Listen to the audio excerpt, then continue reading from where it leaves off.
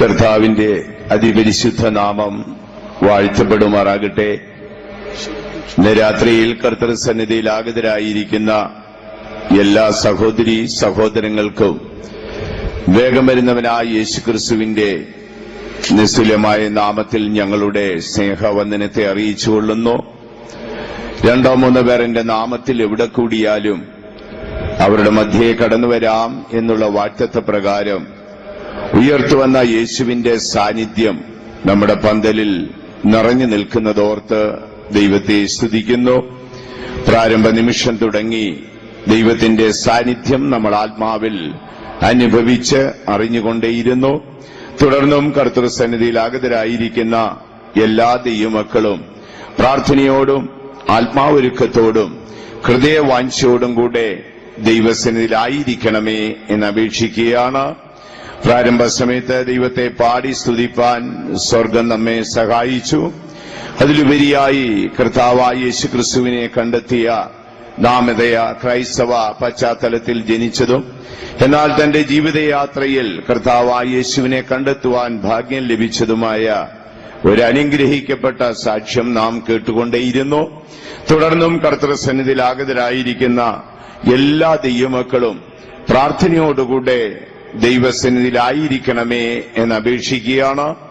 നമ്മുടെ വാഴ്ത്തപ്പെട്ട മശിഹ തമ്പുരാൻ കാൽവറി ക്രൂശിൽ മരിക്കുന്നതിന് ഏറെക്കുറെ 700ഓളം വർഷങ്ങൾക്കപ്പുറം യെരുശലേമിൽ ജീവിച്ച ഇസ്രായേൽ പ്രവാചകണത്തിൽ ശ്രേഷ്ഠനായ യെശയ്യാവ് മശിഹായുടെ ക്രൂശു മരണത്തെ ദൂരത്ത് നിന്ന് കണ്ടിട്ട് അദ്ദേഹം തന്റെ പ്രവചന ചുരുളുകളിൽ എഴുതി ചേർത്തു, അവൻ നമ്മുടെ സകല വേദനകളെയും ചുമന്നു.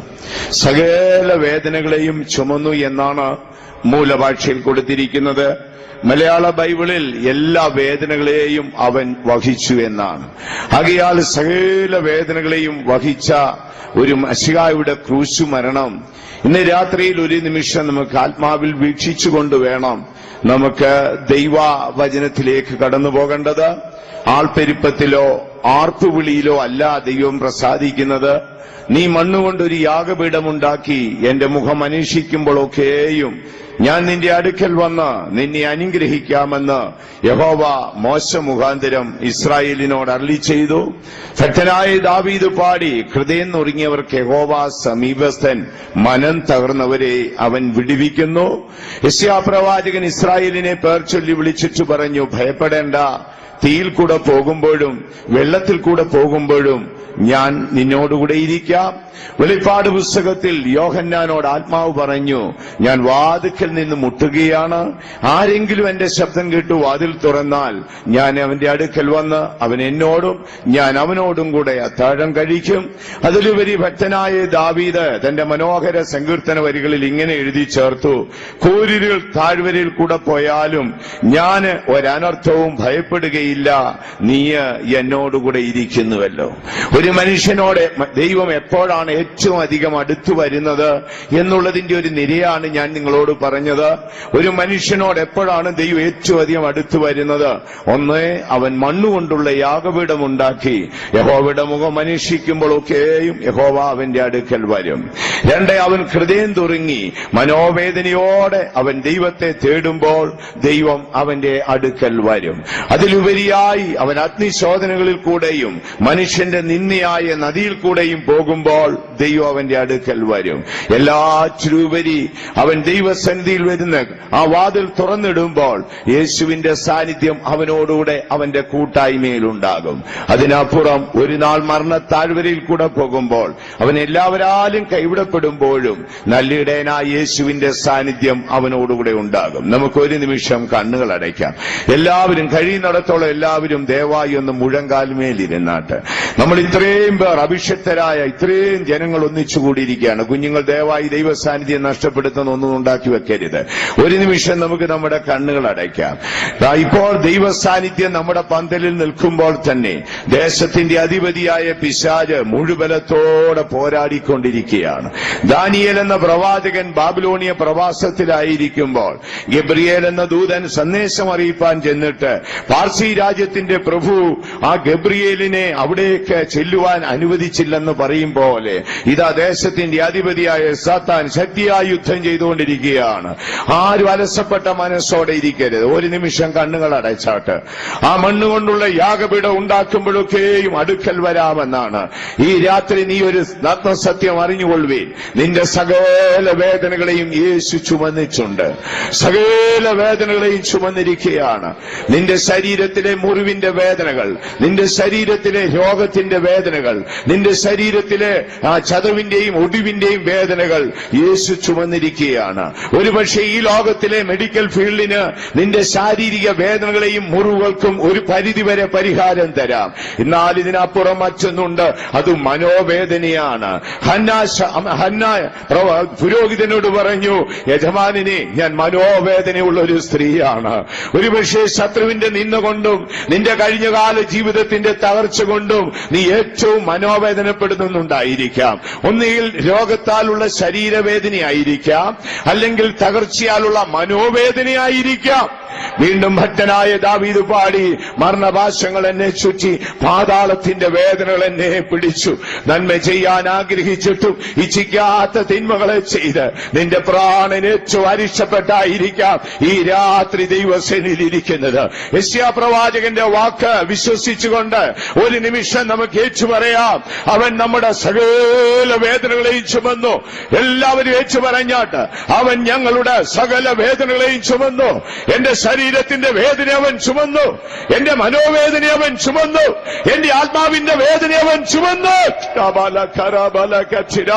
എല്ലാവരും ഒരു നിമിഷം പരിശുദ്ധാത്മാവിന് ഹൃദയങ്ങളെ ഏൽപ്പിച്ചു കൊടുത്താട്ട്, ദയവായി സാത്താൻ നിന്റെ ആദരത്തെ അടച്ചു കളയരുത്. ആത്മാവിന്റെ സാന്നിധ്യം നമ്മുടെ ഹൃദയത്തെ ഉണർത്തിക്കൊണ്ടേയിരിക്കട്ടെ.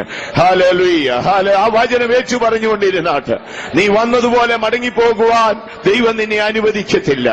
ഞാൻ പറഞ്ഞല്ലോ, നിന്റെ ശരീരവേദനയെ ഒരുപക്ഷെ ഒരു പരിധിവരെ ലോകത്തിന് നിന്നെ സഹായിക്കാം.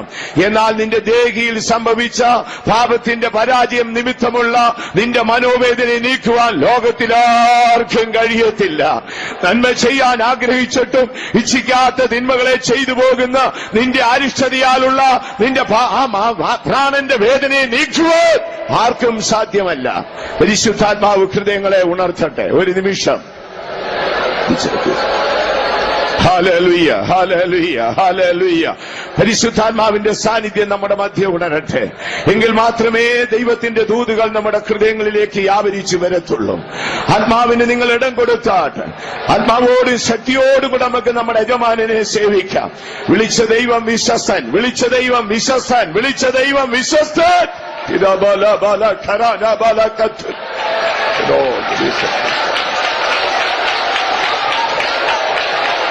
Hallelujah, hallelujah, hallelujah, hallelujah, hallelujah, hallelujah, hallelujah. നീതിയുള്ള ഞങ്ങളുടെ പരിശുദ്ധ പിതാവേ, ഞങ്ങൾ അങ്ങയുടെ പാദപീഠത്തിലേക്ക് വരികയാണ്. അങ്ങയുടെ പുത്രന്റെ നാമത്തിൽ ഒരു നാൾ കൂടെ ഞങ്ങളെ അനുഗ്രഹിപ്പാൻ ഞങ്ങളുടെ മധ്യ എഴുന്നള്ളിയതോർത്ത് ഞങ്ങൾ അങ്ങയെ സ്തുതിക്കുന്നു. ഞങ്ങളുടെ സകല വേദനകളും അവിടുന്ന് ചുമന്നെന്ന് ഞങ്ങൾ വിശ്വസിക്കുന്നു. 1900 വർഷങ്ങൾക്ക് മുൻപ് തന്നെ ഞങ്ങളുടെ കർത്താവായ യേശു ഞങ്ങളുടെ വേദനകളെല്ലാം ചുമന്നിരിക്കുകയാണ്. ഞങ്ങളത് വിശ്വസിക്കുന്ന കർത്താവേ, ആ വിശ്വാസം സ്വർഗം അംഗീകരിച്ചിരിക്കൊണ്ട് സ്തോത്രം. നിന്റെ വചനം ഞങ്ങളെ സൗഖ്യമാക്കുന്നത് കൊണ്ട് സ്തോത്രം. നിന്റെ വചനം ഞങ്ങളെ ആശ്വസിപ്പിക്കുന്നതുകൊണ്ട് സ്തോത്രം. നിന്റെ വചനം ഞങ്ങളുടെ പ്രാണന് വിടുതൽ തരുന്നത് കൊണ്ട് സ്തോത്രം. കർത്താവേ, തിരുക്കരത്തിലേൽപ്പിക്കുന്നു. അങ്ങേ അവിടുന്ന് അങ്ങനെ ചെയ്യും, യേശുവിന്റെ നാമത്തിൽ തന്നെ. ദൈവത്തിന്റെ അതിപരിശുദ്ധ നാമം വാഴ്ത്തപ്പെടുമാറാകട്ടെ. കർത്തൃസന്നിധിയിലാഗതരായിരിക്കുന്ന നിങ്ങളെല്ലാവരെയും കരുണാസമ്പന്നനായ ദൈവം അനുഗ്രഹിക്കട്ടെ. ജീവിതത്തിന്റെ വളരെ തിരക്കുള്ള ഈ നാളുകളിലും കർത്താവായ യേശുവിനോടുള്ള സ്നേഹത്താലും സുവിശേഷത്തോടുള്ള ദാഹത്താലും കർത്തൃസന്നിധിയിൽ കടന്നു വന്ന നിങ്ങളെല്ലാവരെയും നീതിയുള്ള ദൈവം അനുഗ്രഹിക്കട്ടെ. കഴിഞ്ഞ രാത്രിയിൽ തിരുവെഴുത്തിൽ കൂടെ നാം ചിന്തിച്ചുകൊണ്ടിരുന്നത് കർത്താവായ യേശുക്രിസ്തു മുഖാന്തരം നീതിയുള്ള പരിശുദ്ധ പിതാവ് മാനവരാശിക്ക് പ്രദാനം ചെയ്ത ദൈവിക വാഗ്ദത്തങ്ങൾ എങ്ങനെ സ്വന്തം ജീവിതത്തിൽ കൊണ്ടെത്തിക്കാം എന്നുള്ളതായിരുന്നു നമ്മുടെ ചിന്താവിഷയം. കഴിഞ്ഞ രാത്രിയിൽ അതിനെ ആധാരമാക്കി നാം തിരുവെഴുത്തിൽ നിന്ന് ഒരു വേദഭാഗം വായിച്ചു. അപ്പോസ്തലനായ പൗലോസ് ഏതാണ്ട് AD 60 റോമൻ കാരാഗ്രഹത്തിൽ ഒരു സുവിശേഷ തടവുകാരനായിരിക്കുമ്പോൾ എഫെസോസിലുള്ള വിശുദ്ധന്മാർക്ക് ലേഖനം മുഖാന്തരം ദൈവിക പദ്ധതിയുടെ ആഴം അവരുടെ മനസ്സിൽ വരച്ചു കൊടുക്കുമ്പോൾ അവിടെ അതിമഹത്വമേറിയ ഒരു മാർമികമായ കാര്യം പൗലോസ്ലീഹ പറഞ്ഞിരുന്നു. അതോ ജാതികൾ സുവിശേഷത്താൽ കർത്താവായ യേശുക്രിസ്തുവിനോടുകൂടെ കൂട്ടവകാശികളും അവർ വാഗ്ദത്തങ്ങൾക്ക് പങ്കാളികളും അതിലുപരിയായി കർത്താവിന്റെ അനുഗ്രഹങ്ങൾക്ക് അവർ അവകാശികളെന്ന് പറഞ്ഞുകൊണ്ട് പൗലോസ്ലീഹ ചില വാക്കുകൾ പറയുന്നത് കഴിഞ്ഞ രാത്രിയിൽ നാം ചിന്തിക്കുകയുണ്ടായി.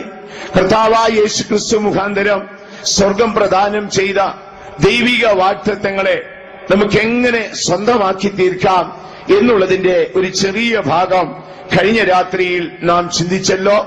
മനുഷ്യന്റെ ആയുസ് വളരെ ക്ഷണഭംഗുരമാണ്. 70 വർഷം അല്ലെ ഏറെയായാൽ 80 സംവത്സരം. ഈ എണ്ണപ്പെട്ട നാളുകൾക്കുള്ളിൽ സ്വർഗം പ്രദാനം ചെയ്ത വാഗ്ദത്തങ്ങൾ മനുഷ്യൻ എങ്ങനെ നേടിയെടുക്കാം എന്നുള്ളവയെക്കുറിച്ച് നാം കഴിഞ്ഞ രാത്രിയിൽ ചുരുക്കമായി ചിന്തിച്ചു. വിശുദ്ധ തിരുവെഴുത്തിന്റെ ആഴം പഠിക്കുമ്പോൾ ഈ 66 പുസ്തകത്തില് 1189 അധ്യായമുള്ള ഈ മകൾ ഗ്രന്ഥത്തിൽ ഏറെക്കുറെ 1000-ഓളം പ്രവചനങ്ങളും 8000-ഓളം വാഗ്ദത്തങ്ങളും ഉണ്ടെന്ന് കഴിഞ്ഞ രാത്രിയിൽ ഞാൻ നിങ്ങളോട് പറഞ്ഞല്ലോ. ഈ വാഗ്ദത്തങ്ങളിൽ ചിലത് മുഴുവൻ മാനവരാശിയോടും കൂടെയുള്ള വാഗ്ദത്തമാണ്. ഇനിയും ചില വാഗ്ദത്തങ്ങൾ നീതിമാന്മാരായ പിതാക്കന്മാരുള്ള വാഗ്ദത്തമാണ്. ഇനിയും ചില വാഗ്ദത്തങ്ങൾ കർത്താവായ യേശുക്രിസ്തു മുഖാന്തരം സഭയ്ക്ക് നൽകിയിട്ടുള്ള വാഗ്ദത്തങ്ങളാണ്. ഈ സ്വർഗീയ വാഗ്ദത്തങ്ങളെ നമുക്ക് എങ്ങനെ നേടിയെടുക്കാം? കഴിഞ്ഞ രാത്രിയിൽ ഞാൻ പറഞ്ഞല്ലോ, ഒരു ക്രൈസ്തവന്റെ ജീവിതം നാം പഠിക്കുമ്പോൾ ഒരു ക്രൈസ്തവൻ ഓട്ടക്കളത്തിൽ ഓടുന്ന ഒരു ഓട്ടക്കാരനാണ്. ഒരു ക്രൈസ്തവൻ ശത്രുവായ സാത്താന്റെ സാമ്രാജ്യത്തിനെതിരെ ശക്തിയായി യുദ്ധം ചെയ്യുന്ന ഒരു യോദ്ധാവാണ്. ആകയാൽ അവൻ ഓട്ടക്കളത്തിൽ ഓടുകയും യോദ്ധാവെന്ന വണ്ണം യുദ്ധം ചെയ്യുകയും ചെയ്യുമ്പോൾ അവനെ ഭൂമിയിൽ സംരക്ഷണമായിട്ട് എന്തുണ്ട് എന്നുള്ളത് നാം ചിന്തിച്ചു. കഴിഞ്ഞ രാത്രിയിൽ അതിൽ ചില കാര്യം ഞാൻ പറഞ്ഞല്ലോ. ഒന്ന്, കൂടാരത്തിൽ ശുശ്രൂഷ ചെയ്യുന്നവന് അഹോവൃത്തി കഴിപ്പാൻ അനുവാദമില്ലാത്ത ഒരു യാഗപീഠം നമുക്കുണ്ടെന്ന് പൗലോസ്ലീഹ വളരെ വ്യക്തമായി പറയുന്നു. വീണ്ടും പൗലോസ് പറയുന്നു, സ്വർഗത്തെക്കാൾ ഉന്നതനായ നമ്മുടെ ബലഹീനതയിൽ സഹതാപമുള്ളവനും തന്നിൽ ആശ്രയിക്കുന്നവനെ പൂർണ്ണമായി രക്ഷിക്കുന്നവനും തന്റെ പരിശുദ്ധ ധനത്താൽ എന്നേക്കുമുള്ള വീണ്ടെടുപ്പ് കൽപ്പിച്ചവനുമായ ഒരു ശ്രേഷ്ഠ പുരോഹിതൻ പൗരോഹിത്യമേറ്റ് സ്വർഗത്തിൽ നമുക്കുണ്ടെന്നും അതിലുപരി ആകാശവും ഭൂമിയും മാറിയാലും മാറ്റപ്പെടാത്ത തിരുവെഴുത്തിൽ ആയിരക്കണക്കിന് വാഗ്ദത്തങ്ങൾ നമുക്കുണ്ടെന്നും കഴിഞ്ഞ രാത്രിയിൽ നാം ചിന്തിക്കുകയുണ്ടായി. അങ്ങനെ ഈ ദൈവിക വാഗ്ദത്തങ്ങൾ നമുക്കുണ്ട്. ഈ വാഗ്ദത്തങ്ങളിൽ ചിലത് നമുക്ക് ലഭിച്ച ദർശനങ്ങളിലാണ്. ഈ വാഗ്ദത്തങ്ങളിൽ ചിലത് നമ്മുടെ മേൽ പകർന്ന അഭിഷേകത്തിന്റെ പിന്നിലാണ്. ചില വാഗ്ദത്തങ്ങൾ നമ്മുടെ ജന്മസമയത്ത് പുതുജനനം പ്രാപിക്കുമ്പോൾ മോശയിൽ കണ്ടെത്തിയ ദിവ്യ സൗന്ദര്യം പോലാണ്. ചില വാഗ്ദത്തങ്ങൾ വിശുദ്ധന്മാരുടെ ദൂത് മുഖാന്തരം ലഭിച്ചതാണ്. ചില വാഗ്ദത്തങ്ങൾ വിശുദ്ധ ബൈബിളിലെ വചനങ്ങൾ നമുക്ക് ലഭിച്ചപ്പോൾ അത് സ്വന്തമാക്കി തീർത്തതാണ്. അങ്ങനെ നമുക്ക് ലഭിച്ച ദൈവിക വാഗ്ദത്തങ്ങളുടെ ഭണ്ഡാരം നമുക്ക് എങ്ങനെ തുറക്കാം എന്നുള്ളതായിരുന്നു നമ്മുടെ ചിന്താവിഷയം. ഈ മനോഹരമായ ദൈവത്തിന്റെ ഭണ്ഡാരത്തെ തുറക്കുന്നതിന് വിശുദ്ധ തിരുവെഴുത്ത് 3 താക്കോലാണ് നമ്മുടെ പക്കലേൽപ്പിച്ചത്. അതിൽ കഴിഞ്ഞ രാത്രിയിൽ ഒന്ന് നാം ചിന്തിച്ചു, അത് വിശ്വാസമായിരുന്നു. വിശ്വാസത്താൽ ദൈവിക വാഗ്ദത്തങ്ങളെ നമുക്ക് നേടിയെടുക്കാം. വിശ്വാസത്താൽ നമുക്ക് ദൈവത്തെ പ്രസാദിപ്പിക്കാം. വിശ്വാസത്താൽ ലോകത്തിൽ ജയകരമായ ഒരു ജീവിതം ചെയ്യാം. വിശ്വാസത്താൽ നമുക്ക് നീതി പ്രാപിക്കാം. കൃപയും വിശ്വാസവും ചേർന്നപ്പോൾ ലോകത്തിൽ നമുക്ക് നിത്യമായ രക്ഷ കിട്ടി. അങ്ങനെ വിശ്വാസത്തിന്റെ ആഴമായിരുന്നു കഴിഞ്ഞ രാത്രിയിലെ നമ്മുടെ ചിന്താവിഷയം. ഇന്ന് രാത്രിയിൽ നമുക്ക് ചിന്തിക്കേണ്ടത് ദൈവിക വാഗ്ദത്തങ്ങളുടെ ഭണ്ഡാരം തുറക്കുവാൻ രണ്ടാമതായി ബൈബിൾ പറഞ്ഞിരിക്കുന്നത് ദീർഘക്ഷമയാണ്. നിങ്ങൾ എല്ലാവരെയും ശ്രദ്ധയെ ഞാൻ തിരുവെഴുത്തിലേക്ക് ക്ഷണിക്കുകയാണ്. നിങ്ങൾ ഇവിടെ ആയിരിക്കുമ്പോൾ ഞാൻ ദൈവവചനം നിങ്ങളോട് പറയുമ്പോൾ നിങ്ങളും എന്നോടൊപ്പം ആയിരിക്കണമേ എന്നപേക്ഷിക്കുകയാണ്. ദൈവിക വാഗ്ദത്തങ്ങളെ നമുക്ക് എങ്ങനെ നേടാം? ആയിരക്കണക്കിന് വാഗ്ദത്തങ്ങൾ പ്രാപിച്ച് അവയെല്ലാം ഒരു പാണ്ടക്കെട്ടുപോലെ ചുമന്ന് വർഷങ്ങളായി ഇങ്ങനെ നടക്കുകയാണ്. കഴിഞ്ഞ നിമിഷം വരെ നിവർത്തിപ്പാൻ കഴിയാത്ത മോഹത്തിന്റെയും ആഗ്രഹ സകലത്തിന്റെയും പാണ്ടക്കെട്ടും ചുമന്ന് അലയുന്ന ഒരു വ്യക്തിയാണോ ഇന്ന് രാത്രി നീ ദൈവസന്നിധിയിൽ വന്നിരിക്കുന്നത്? നീ നിന്നോട് തന്നെ ചോദിച്ചാട്ട്. സ്വർഗം നിനക്ക് പ്രദാനം ചെയ്ത വാഗ്ദത്തങ്ങളെ തുറക്കാം. രണ്ടാമത്തെ താക്കോൽ ഏതാണ്? ഹെബ്രായ ലേഖനം 6-ാം അധ്യായം അതിന്റെ 12-ാം വാക്യം വായിച്ചാട്ട്. ഹെബ്രായ ലേഖനം 6-ാം അധ്യായം അതിന്റെ 12-ാം വാക്യം. അങ്ങനെ നിങ്ങൾ മന്ദതയുള്ളവർ ആകാതെ വിശ്വാസത്താലും ദീർഘക്ഷമയാലും വാഗ്ദത്തങ്ങളെ അവകാശമാക്കുന്ന രണ്ടാമത്തെ വിഷയം, ഒന്ന് വിശ്വാസത്താലും രണ്ടാമത് ദീർഘക്ഷമയാലുമാണ്. ദീർഘക്ഷമയാൽ വാഗ്ദത്തങ്ങളെ പ്രാപിപ്പീൻ എന്ന് വിശുദ്ധ പൗലോസ്ലീഹ പറയുകയാണ്. മുൻഗാമികളായ പല വിശുദ്ധന്മാർക്കൂടെയും ഈ തിരുവെഴുത്തിന്റെ ആഴങ്ങളെ ശ്രവിച്ചിട്ടുള്ളവരും അതിന്റെ ആത്മീയ മണ്ഡലത്തിൽ ജീവിതാനുഭവത്തിൽ എത്തിയിട്ടുള്ളവരുമാണ് ശ്രോതാക്കളിൽ ഏറിയ ഭാഗവും എന്ന് ഞാൻ വിശ്വസിക്കുന്നു. ഞാൻ ദൈവവചനം പറയുമ്പോൾ നിങ്ങൾ ഇതിനോടൊപ്പം ആയിത്തീരുന്നെങ്കിൽ ഈ കൊല്ലാടവ് കൺവെൻഷൻ തീരും മുമ്പ് തന്നെ സ്വർഗം നിനക്ക് തന്ന വാഗ്ദത്തങ്ങൾ ഒന്നൊന്നായി നിനക്ക് തുറക്കാം. കർത്താവായ യേശു മാനവരാശിക്ക് സ്വർഗം പ്രദാനം ചെയ്ത വാഗ്ദത്തമാണ്. നിന്റെ സൗഖ്യം, നിന്റെ അനുഗ്രഹം, നിന്റെ കുഞ്ഞുങ്ങളുടെ നന്മ, ശത്രുവിന്റെ മേൽ നിനക്കുള്ള വിജയം, ദൈവിക സൂക്ഷിപ്പ്, പരിശുദ്ധാത്മാവിന്റെ സാന്നിധ്യം, ഇതെല്ലാം സ്വർഗം പ്രദാനം ചെയ്ത വാഗ്ദത്തമാണ്. നേടുന്നതിന് എന്ത് ചെയ്യണം? എങ്ങനെ നമുക്കത് നേടിയെടുക്കാം? ദൈവത്തിന് മഹത്വം ഉണ്ടാകട്ടെ. വായിച്ചുകെട്ട തിരുവെഴുത്തിൽ വിശുദ്ധ പൗലോസ്ലീഹ തന്റെ പിൻഗാമികളായ ക്രൈസ്തവരോട് പറയുന്നു, നിങ്ങൾ ആത്മീയ മണ്ഡലത്തിൽ മന്ദതയുള്ളവരായി തീരാതെ വിശ്വാസത്താലും ദീർഘക്ഷമയാലും വാഗ്ദത്തങ്ങളെ പ്രാപിച്ചവർക്ക് പിൻഗാമികളായി തീരുവി. വാഗ്ദത്തം പ്രാപിക്കുവാൻ ഒന്നാമത് വിശ്വാസം, രണ്ടാമത്തെ വിഷയം ദീർഘക്ഷമയാണ്. ദീർഘക്ഷമ എന്ന വാക്കിന്റെ ആഴങ്ങൾ ചിന്തിക്കുമ്പോൾ, ദൈവവചനത്തിന്റെ ആഴങ്ങൾ നിങ്ങൾ കേൾക്കുമ്പോൾ, അവയോടൊപ്പം നിങ്ങൾ ഒഴുകിയെത്തുമ്പോൾ ഇതെല്ലാം നമ്മുടെ ജീവിതത്തിലേക്ക് കൊണ്ടെത്തിപ്പാൻ നമുക്ക് കഴിയും. അടുത്ത ഒരു വർഷക്കാലം ഇതുപോലെ ഒരു കൺവെൻഷൻ ലഭിക്കുമോ? അതോ മരണത്തിന്റെ മണിനാദം അതിനു മുൻപേ നമ്മുടെ കാതിൽ കേൾക്കുമോ? അതിനുപരി നമ്മുടെ മശിഹ കാഹളധ്വനിയോടെ മടങ്ങി വരുമോ എന്നുള്ളത് നമുക്ക് അറിഞ്ഞുകൂടാ ദൈവമക്കളെ. ആകയാൽ സ്വർഗം തരുന്ന അവസരങ്ങളിൽ ദൈവത്തിന് മുമ്പിൽ കീഴടങ്ങാം. എന്തായിരിക്കും ഈ ദീർഘക്ഷമ എന്ന വാക്കിന്റെ അർത്ഥം? ദീർഘക്ഷമ എന്നുള്ളത് സർവ്വസാധാരണയായി പറയുന്നതാണ്. ക്ഷമ എന്നത് മാനുഷ്യ സ്വഭാവവും ദീർഘക്ഷമ എന്നുള്ളത് ദൈവിക സ്വഭാവവുമാണ്. ദീർഘക്ഷമ എന്ന വിഷയത്തിന്റെ ആഴങ്ങൾ അനേക വിശുദ്ധന്മാരിൽ കൂടെ നിങ്ങൾ കേട്ടിട്ടുള്ളവരാണ് സത്യം. എന്തായിരിക്കും ദീർഘക്ഷമ?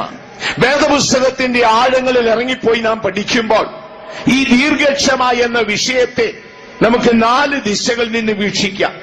അതിലെ ദീർഘക്ഷമയുടെ ഒന്നാമത്തെ വശം, സൃഷ്ടാവായ ദൈവം നിന്നോടൊരു കാര്യം ചെയ്തു തരാമെന്ന് പറഞ്ഞിട്ടുണ്ടെങ്കിൽ ആ ചെയ്തു തരുന്ന സമയം വരെയും മനം അടുത്തു പോകാതെയും ദൈവത്തിനെതിരെ സംസാരിക്കാതെയും അവയെ പ്രതീക്ഷിച്ച് കാത്തിരിക്കുന്നതിന് ബൈബിൾ ദീർഘക്ഷമ എന്നാണ് പറഞ്ഞിരിക്കുന്നത്. ദീർഘക്ഷമയുടെ ഒന്നാമത്തെ വശം, കൃഷിക്കാരൻ കൃഷി ഇറക്കിയ ശേഷം വിലേറിയ ഫലത്തിനായി കാത്തിരിക്കും. അപ്പോസ്തലന്മാരിൽ അതീവ ശ്രേഷ്ഠനായി യാക്കോബ് തന്റെ ലേഖനത്തിൽ എഴുതി ചേർത്തിരിക്കുന്നു, കൃഷിക്കാരൻ വിലേറിയ ഫലത്തിനായി കാത്തിരിക്കുന്നത് പോലെ എന്നാണ് എഴുതിയിരിക്കുന്നത്. ആകയാൽ തിരുവെഴുത്ത് പറയുന്നത് ദീർഘക്ഷമയുടെ ഒന്നാമത്തെ വശമെന്ന് പറയുന്നത്, ദൈവം ഒരു കാര്യം നമുക്ക് നിവർത്തിച്ചു തരാം എന്ന് പറഞ്ഞിട്ടുണ്ടെങ്കിൽ അത് നിവർത്തിച്ച് കിട്ടുന്നതുവരെയും മനം മടുക്കാതെയും ദൈവത്തിനെതിരെ സംസാരിക്കാതെയും അവയിൽ പ്രതീക്ഷിച്ച് കാത്തിരിക്കുന്നതിന് ബൈബിൾ ദീർഘക്ഷമ എന്നാണ് പറയുന്നത്. അതാണ് ദീർഘക്ഷമയുടെ ഒന്നാമത്തെ വശം. ദീർഘക്ഷമയുള്ളവരായിരുന്നാലേ നമുക്ക് വാഗ്ദത്തം നേടാനൊക്കത്തുള്ളൂ. ഇന്നലെ നട്ട കപ്പക്കമ്പ് നാളെ പറിക്കാൻ കൊട്ടയും തൂമ്പായും കൊണ്ടുപോയാൽ കപ്പക്കമ്പ് പറിക്കാമെന്നല്ലാതെ അതിലൊരു കഷ്ണം കപ്പ പോലും കാണത്തില്ല. കൃഷിക്കാരൻ കൃഷി ഇറക്കിയ ശേഷം സൗമ്യതയോടെ മുൻമഴയും പിന്മഴയും പ്രതീക്ഷിച്ച് ഫലത്തിനായി കാത്തിരിക്കും പോലെ നിന്റെ ദൈവം നിന്നോടൊരു കാര്യം ചെയ്തു തരാമെന്ന് പറഞ്ഞിട്ടുണ്ടോ? ഉണ്ടെങ്കിൽ വാഗ്ദത്തം ചെയ്ത ദൈവം വിശ്വസ്തനാണ്, അത് നിവർത്തിച്ചു തരൂ. നിന്റെ മനം മടുക്കാതെ, നിന്റെ മനസ്സ് പതറിപ്പോകാതെ, ദൈവത്തിനെതിരെ നീ ചിന്തിപ്പാനോ സംസാരിപ്പാനോ ഇടം വരാതെ ആ സമയം വരെയും കാത്തിരിക്കണം. അതിന് ദീർഘക്ഷമ എന്ന് പറയാം. ഇനി അടുത്ത ദീർഘക്ഷമ എന്ന് പറഞ്ഞാൽ, ക്ഷമ എന്നത് മാനുഷ്യമാണെന്ന് ഞാൻ പറഞ്ഞല്ലോ. പ്രത്യേകിച്ച് യഹൂദന്മാർക്കിടയിൽ ഒരു പഴഞ്ചൊല്ലുണ്ട്, ഒരിക്കൽ ക്ഷമിക്കുന്നവൻ അവൻ മനുഷ്യനാണ്. ഒരേ കാര്യം 2 പ്രാവശ്യം ക്ഷമിക്കുന്നെങ്കിൽ അവനൊരു ദൈവദൂതന് തുല്യനാണ്. ഒരേ വിഷയം 3 പ്രാവശ്യം ക്ഷമിക്കുന്നെങ്കിൽ അവൻ ദൈവത്തിന് തുല്യനാണ്. ഈ നാട്ടുംപുറത്തെ ഭാഷ കേട്ടിട്ടാണ് നമ്മുടെ ബഹുമാനപ്പെട്ട പരേതനായ പത്രോസ് യേശുവിനോട് പോയി ചോദിച്ചു, ഗുരു, ഞാൻ എന്റെ സഹോദരനോട് എത്ര വട്ടം ക്ഷമിക്കണം? നാട്ടുംപുറത്തെ വാക്കാണ്. ഒരു തെറ്റ് ഒരിക്കൽ ക്ഷമിക്കുന്നവൻ മനുഷ്യനാണ്. ഒരേ തെറ്റ് 2 പ്രാവശ്യം ക്ഷമിക്കുന്നവൻ ദൈവദൂതന് തുല്യനാണ്. ഒരേ തെറ്റ് 3 പ്രാവശ്യം ക്ഷമിച്ചു കൊടുത്താൽ അവൻ ദൈവത്തിന് തുല്യനാണ്. ഈ വലിയ അറിവോടുകൂടെയാണ് പത്രോസ് ശ്ലീഹ കർത്താവിന്റെ അടുക്കൽ ചെന്ന്, ഗുരു, ഞാൻ എന്റെ സഹോദരനോട് എത്ര വട്ടം ക്ഷമിക്കണം? ചോദ്യത്തിന് മറുപടിയായി യേശു പറഞ്ഞു, 70 വട്ടം ക്ഷമിക്കണം. ഭയങ്കര വാക്ക്. ഒരേ വിഷയം 70 വട്ടം ക്ഷമിക്കണം. അപ്പൊ ദീർഘക്ഷമയുടെ രണ്ടാമത്തെ വശം, ഒരേ തെറ്റ് പല പ്രാവശ്യം നിന്റെ സഹോദരൻ നിനക്കെതിരെ ചെയ്ത്, നിന്റെ അയൽവാസി നിനക്കെതിരെ ചെയ്ത്, നിന്റെ മേലുദ്യോഗസ്ഥർ നിനക്കെതിരെ ചെയ്ത്, നിന്റെ സഹപ്രവർത്തകൻ നിനക്കെതിരെ ചെയ്തിട്ട് സോറി സോറി സോറി എന്ന് പറഞ്ഞാൽ അവനോട് ക്ഷമിക്കുന്ന പ്രവണതയ്ക്ക് ബൈബിൾ ദീർഘക്ഷമ എന്ന് പറയും. നമ്മുടെ ഇടയിലെ പരേതനായ പാസ്റ്റർ ഡോൺ അമേരിക്കയിൽ പാസ്റ്റായിരിക്കുന്ന കാലത്ത് സ്പാനിഷുകാരനുണ്ടായിരുന്നു. ഇപ്പോഴുണ്ടോ എന്ന് അറിഞ്ഞുകൂടാ. അദ്ദേഹം നമ്മുടെ ശുശ്രൂഷയിലാണ്. ഇടയ്ക്കിടയ്ക്ക് ചൂടാകുമ്പോൾ പെട്ടിയെടുത്തങ്ങ് പോയിക്കളയും. ഓരോ പ്രാവശ്യവും പാസ്റ്റർ ഡോണിനോട് എന്തെങ്കിലുമൊക്കെ കാര്യം അദ്ദേഹം കർക്കശമായി പറയുമ്പോൾ ഇദ്ദേഹം പെട്ടിയെടുത്തോണ്ടങ്ങ് പോകും. പോയി എയർപോർട്ടിൽ ചെന്നില്ലുമ്പോഴത്തേക്ക് ആ ചൂടങ്ങ് പോകും. പോയാൽ ഉടനെ സോറി പാസ്റ്റർ, സോറി പാസ്റ്റർ, ക്ഷമിക്കണേ എന്ന് പറയും. പാസ്റ്റർ ഡോൺ പറയും വന്നാത്തേന്ന്. ഓരോ പ്രാവശ്യവും തിരിച്ചു കയറ്റുമ്പോൾ പറയും എണ്ണിക്കോണം, ഇപ്പോൾ 40ാമത്തെ പ്രാവശ്യമാണ്. പിന്നെ പോകുമ്പോൾ പറയും എണ്ണിക്കോണം, ഇത് 41ാമത്തെ പ്രാവശ്യം. അപ്പൊ എത്ര പ്രാവശ്യം കയറ്റും? 70 പ്രാവശ്യം ഞാൻ നിന്നെ തിരിച്ചു കയറ്റും. കാരണം എന്താ? എന്റെ യേശു എന്നോട് പറഞ്ഞു, നിന്റെ സഹോദരൻ നിന്റെ അടുക്കൽ വന്ന് സോറി പറഞ്ഞാൽ അവനോട് 70 വട്ടം ക്ഷമിക്കണം. ആർക്കും ഉറക്കമൊന്നും വരരുത് ദൈവമക്കളെ. തുടക്കം മുതലേ ഒരു ചെറിയ ഉറക്കമുണ്ട്. ഇത് കേൾക്കുമ്പോൾ ഉറക്കം വരരുത്. നിത്യതയിൽ കിടന്നുറങ്ങാൻ ഇടവരാതിരിക്കാൻ അത്യാവശ്യമുള്ള കാര്യമാണെന്ന് കേട്ടോണം. അപ്പോൾ ദീർഘക്ഷമ എന്ന് പറയുമ്പോൾ അതിന്റെ രണ്ടാമത്തെ വശം ഇതാണ്. നിന്റെ സഹോദരൻ ഒരേ തെറ്റ് പല പ്രാവശ്യം ചെയ്ത് നിന്നോട് സോറി പറഞ്ഞാൽ അവനോട് ക്ഷമിക്കണം ദൈവമക്കളെ. ബൈബിൾ അതിന് ദീർഘക്ഷമ എന്നാണ് പറയുന്നത്. ദീർഘക്ഷമയുടെ മൂന്നാമത്തെ വശത്തേക്ക് വരാം. നാം ഒരു മനുഷ്യനെ ആഴമായി സ്നേഹിക്കുമ്പോൾ, ആഴമായി സ്നേഹിച്ച് നീതി പുലർത്തുമ്പോൾ, അവർ നമ്മളോട് കരുണയും നീതിയും പരമാർത്ഥതയും ഇല്ലാതെ നമ്മളെ ആഴത്തിൽ ഉപദ്രവിക്കുകയും ആ ഉപദ്രവം നമ്മുടെ ഹൃദയത്തിന്റെ ആഴത്തിൽ പതിക്കുകയും പിൽക്കാലത്ത് ആ മുറിവ് ഉണങ്ങാതിരിക്കുമ്പോൾ മറ്റുള്ളവർ ആ മുറിവിൽ തൊട്ട് നമ്മെ നിന്ദിക്കുകയും നമ്മെ തരം താഴ്ത്തുകയും നമുക്കെതിരെ സംസാരിക്കുകയും ചെയ്യുമ്പോൾ നമ്മുടെ ഹൃദയത്തിൽ മുറിപ്പെടുത്തിയ ആ മുറിവ് വരുത്തിയവന്റെ മുഖം നമുക്ക് മറക്കാൻ കഴിയുമോ? ബൈബിൾ ഇതിന് ദീർഘക്ഷമ എന്നാ പറയുന്നു. നിങ്ങള് പ്രഖ്യാപിക്കും, അയ്യോ അതൊരിക്കലും സാധ്യമല്ല ബ്രദർ ജോസഫ്. ഞാൻ പറയുന്നവർക്ക് ഗ്രഹിക്കാൻ ഒക്കുന്നുണ്ടോ എന്ന് അറിഞ്ഞുകൂടാ. ഒരാളെ നിങ്ങൾ ആഴമായി സ്നേഹിക്കുമ്പോൾ ആ ആള് കരുണയും നീതിയും കൂടാതെ നിങ്ങളെ ഉപദ്രവിക്കുകയും ആ ഉപദ്രവം നിങ്ങളുടെ മനസ്സിന്റെ ആഴത്തിൽ മുറിവായി തീരുകയും പിൽക്കാലത്ത് ആ മുറിവ് ഉണങ്ങാതിരിക്കുകയും അതിൽ അനേകർ തൊട്ട് നിങ്ങളെ നിന്ദിച്ച് തരം താഴ്ത്തി സംസാരിക്കുകയും വേദനപ്പെടുത്തുകയും ചെയ്യുമ്പോൾ നിങ്ങൾക്ക് മുറിവുണ്ടാക്കിയ ആളിന്റെ മുഖം മറക്കാൻ കഴിയുമോ? അതിന് ബൈബിൾ ദീർഘക്ഷമ എന്നാ പറയുന്നു. കഴിയത്തില്ലെന്ന് പ്രഖ്യാപിക്കരുത്. കഴിഞ്ഞ പലരും തിരുവഴുത്തിലുണ്ട്. അതുകൊണ്ട് അവർക്ക് കഴിയുമെങ്കിൽ നമുക്ക് കഴിയുമെന്നുള്ളത് ഒരു നഗ്നസത്യമാണ് ദൈവമക്കൾ. അപ്പോൾ തിരുവഴുത്ത് പറയുന്നത് നമ്മളെ ആഴത്തിൽ മുറിപ്പെടുത്തി, പക്ഷേ ആ ആളിന്റെ മുഖം മറക്കും. എന്നോടൊരിക്കൽ യേശു പറഞ്ഞപ്പോൾ ഞാൻ പറഞ്ഞത് ഒരിക്കലും സാധ്യമല്ല എന്ന് പറഞ്ഞപ്പോൾ നിന്റെ തിരുവഴുത്തിൽ നിന്നെ പോലെ എന്നെ അനുഗമിച്ച ഒരാളുണ്ട്, പൗലോസ് ശ്ലീഹ. അദ്ദേഹം 195 അടി കൊണ്ടിട്ടുണ്ട്. 195 അടി കൊണ്ടിട്ടുണ്ട്. എന്റെയും നിങ്ങളുടെയും ബൈബിളിലൊക്കെ ഉണ്ട് ഇത്. 195 അടി കൊണ്ടിട്ടുണ്ട്. പക്ഷേ നിങ്ങളുടെ ആരെങ്കിലും തിരുവഴുത്തിൽ തന്നെ അടിച്ചത് ആരാണെന്ന് എഴുതിയിട്ടുണ്ടോ? എന്റെ വേദപുസ്തകത്തിൽ പൗലോസ് ശ്ലീഹായെ അടിച്ചത് ഇന്നാരാണെന്ന് പേരുള്ളവർ ദയവായിട്ടൊന്ന് കരങ്ങൾ ഉയർത്തിക്കാട്ട്. പൗലോസ് ശ്ലീഹ സുവിശേഷ നിമിത്തം 195 അടി കൊണ്ടിട്ടുണ്ട്. കോലിനാൽ അടിയേറ്റിട്ടുണ്ട്. തെരുവുനായെ കല്ലെറിയുന്ന പോലെ അദ്ദേഹത്തെ കല്ലെറിഞ്ഞിട്ടുണ്ട്.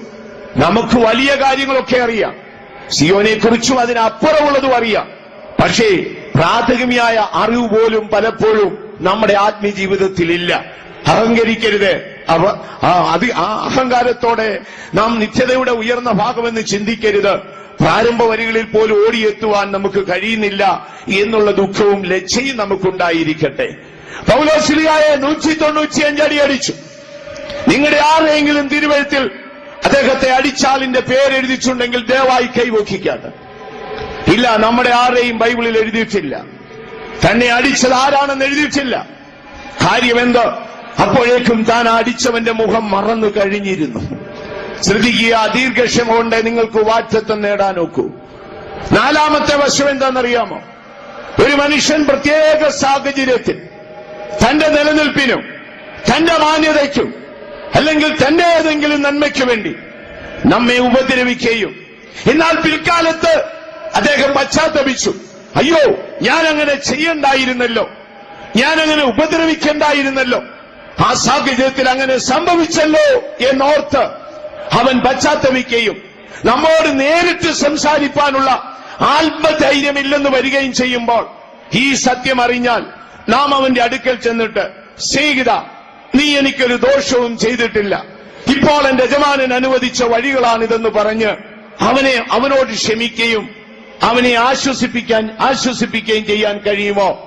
ഇതിനാണ് ബൈബിൾ ദീർഘക്ഷമ എന്ന് പറയുന്നത്. നമ്മളെല്ലാം പ്രിയം വരുമ്പോൾ പറക്കാനിരിക്കുകയാണ്. പറക്കും, ഇറച്ചിക്കോഴി പറക്കുന്ന പോലെ ആ കൊത്തത്തെങ്ങിന്റെ മണ്ട വരെ പറന്നിച്ച് തലയും കുത്തി താഴെ വീഴും. സൂക്ഷിച്ചോണം ദൈവമക്കളെ. ദൈവിക വാഗ്ദത്തങ്ങളെ നേടാനുള്ള കാര്യം പറയാം. ഇത് മനുഷ്യരൊന്നും പറഞ്ഞതല്ല. ചില നാളുകൾക്ക് മുമ്പ് യേശു എന്നോട് പറഞ്ഞതാണ്. പത്രോസ്ലീഹായുടെ നിഴല് തട്ടിയപ്പോൾ രോഗി എഴുന്നേച്ചു പോയല്ലോ, എന്താണ് അതിന്റെ രഹസ്യമെന്ന് ചോദിച്ചപ്പോൾ ഈ ആഴം എന്നോട് പറഞ്ഞു, ദീർഘക്ഷമ കൊണ്ട് വാഗ്ദത്തം നേടാനൊക്കത്തുള്ളൂ. ഒന്ന്, യജമാനൻ ചെയ്തു തരാമെന്ന് പറഞ്ഞ കാര്യം ചെയ്തു തരുന്നതുവരെയും മൗനം വീക്ഷിച്ചതിനായി കാത്തിരിക്കണം. നിന്റെ സഹോദരൻ നിന്നോട് ദ്രോഹം ചെയ്തിട്ട് സോറി പറഞ്ഞാൽ പിന്നെയും പിന്നെയും അവനോട് ക്ഷമിക്കണം. മൂന്നാമതേത്, ആഴമായി ഒരാളെ സ്നേഹിക്കുമ്പോൾ അവർ നമ്മുടെ പ്രാണനെ ഉപദ്രവിച്ച് നമ്മുടെ മനസ്സിന്റെ ആഴത്തിൽ മുറിവേച്ചിട്ട് ആ മുറിവിൽ മറ്റുള്ളവർ തൊട്ട് നമ്മെ മനോവേദനപ്പെടുത്തുമ്പോൾ നമ്മെ ഉപദ്രവിച്ചവരുടെ മനസ്സ് ആ മുഖം മറക്കാൻ കഴിയുമോ? അതിന് നമുക്ക് ദീർഘക്ഷമ എന്ന് പറയും.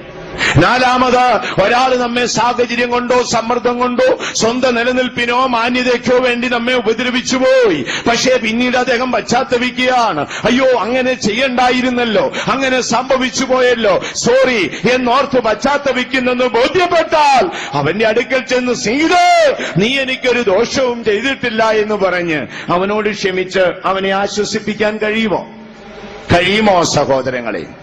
ഇന്ന് രാത്രി ഒന്ന് ചിന്തിച്ചിട്ടേ നമുക്ക് പോകാവൂ. നമ്മൾ ഒരുപാട് ഉണർവില്ലേലും കുഴപ്പമില്ല. ചിലർക്ക് ഭയങ്കര ഉണർവാണ്. ഉണർവെന്ന് പറഞ്ഞാൽ അങ്ങ് 110ന്റെ ഉണർവിൽ കയറും. പക്ഷേ ഫസ്റ്റ് സ്റ്റെപ്പ് പോലും മേളിലോട്ട് കയറത്തില്ല.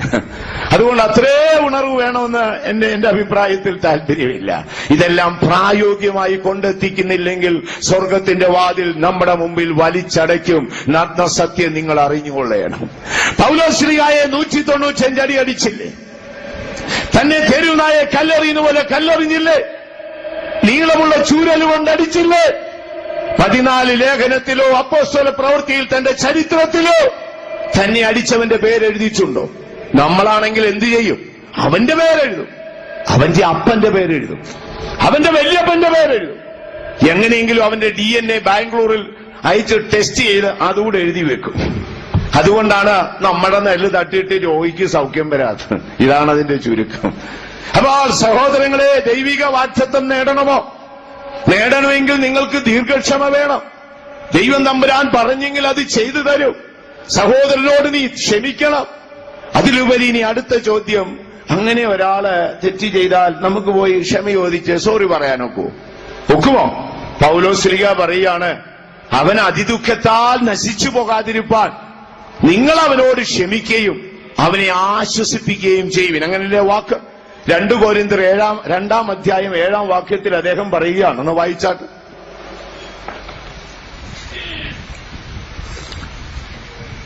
2 കൊരിന്ത്യരിലല്ലേ? 2:7 അവൻ അതിദുഃഖത്താൽ നശിച്ചു പോകാതിരിപ്പാൻ നിങ്ങൾ അവന്റെ അടുക്കൽ കണ്ടോ? വായിച്ചോളൂ. എല്ലാവരുടെയും ബൈബിളിൽ ഉണ്ടെന്നേ. ഞാനും അത് തന്നെയാ പറഞ്ഞത്. പക്ഷെ വായിക്കാം. അവൻ അതിദുഃഖത്താൽ മുങ്ങിപ്പോകാതിരിക്കുക. അവൻ അതിദുഃഖത്താൽ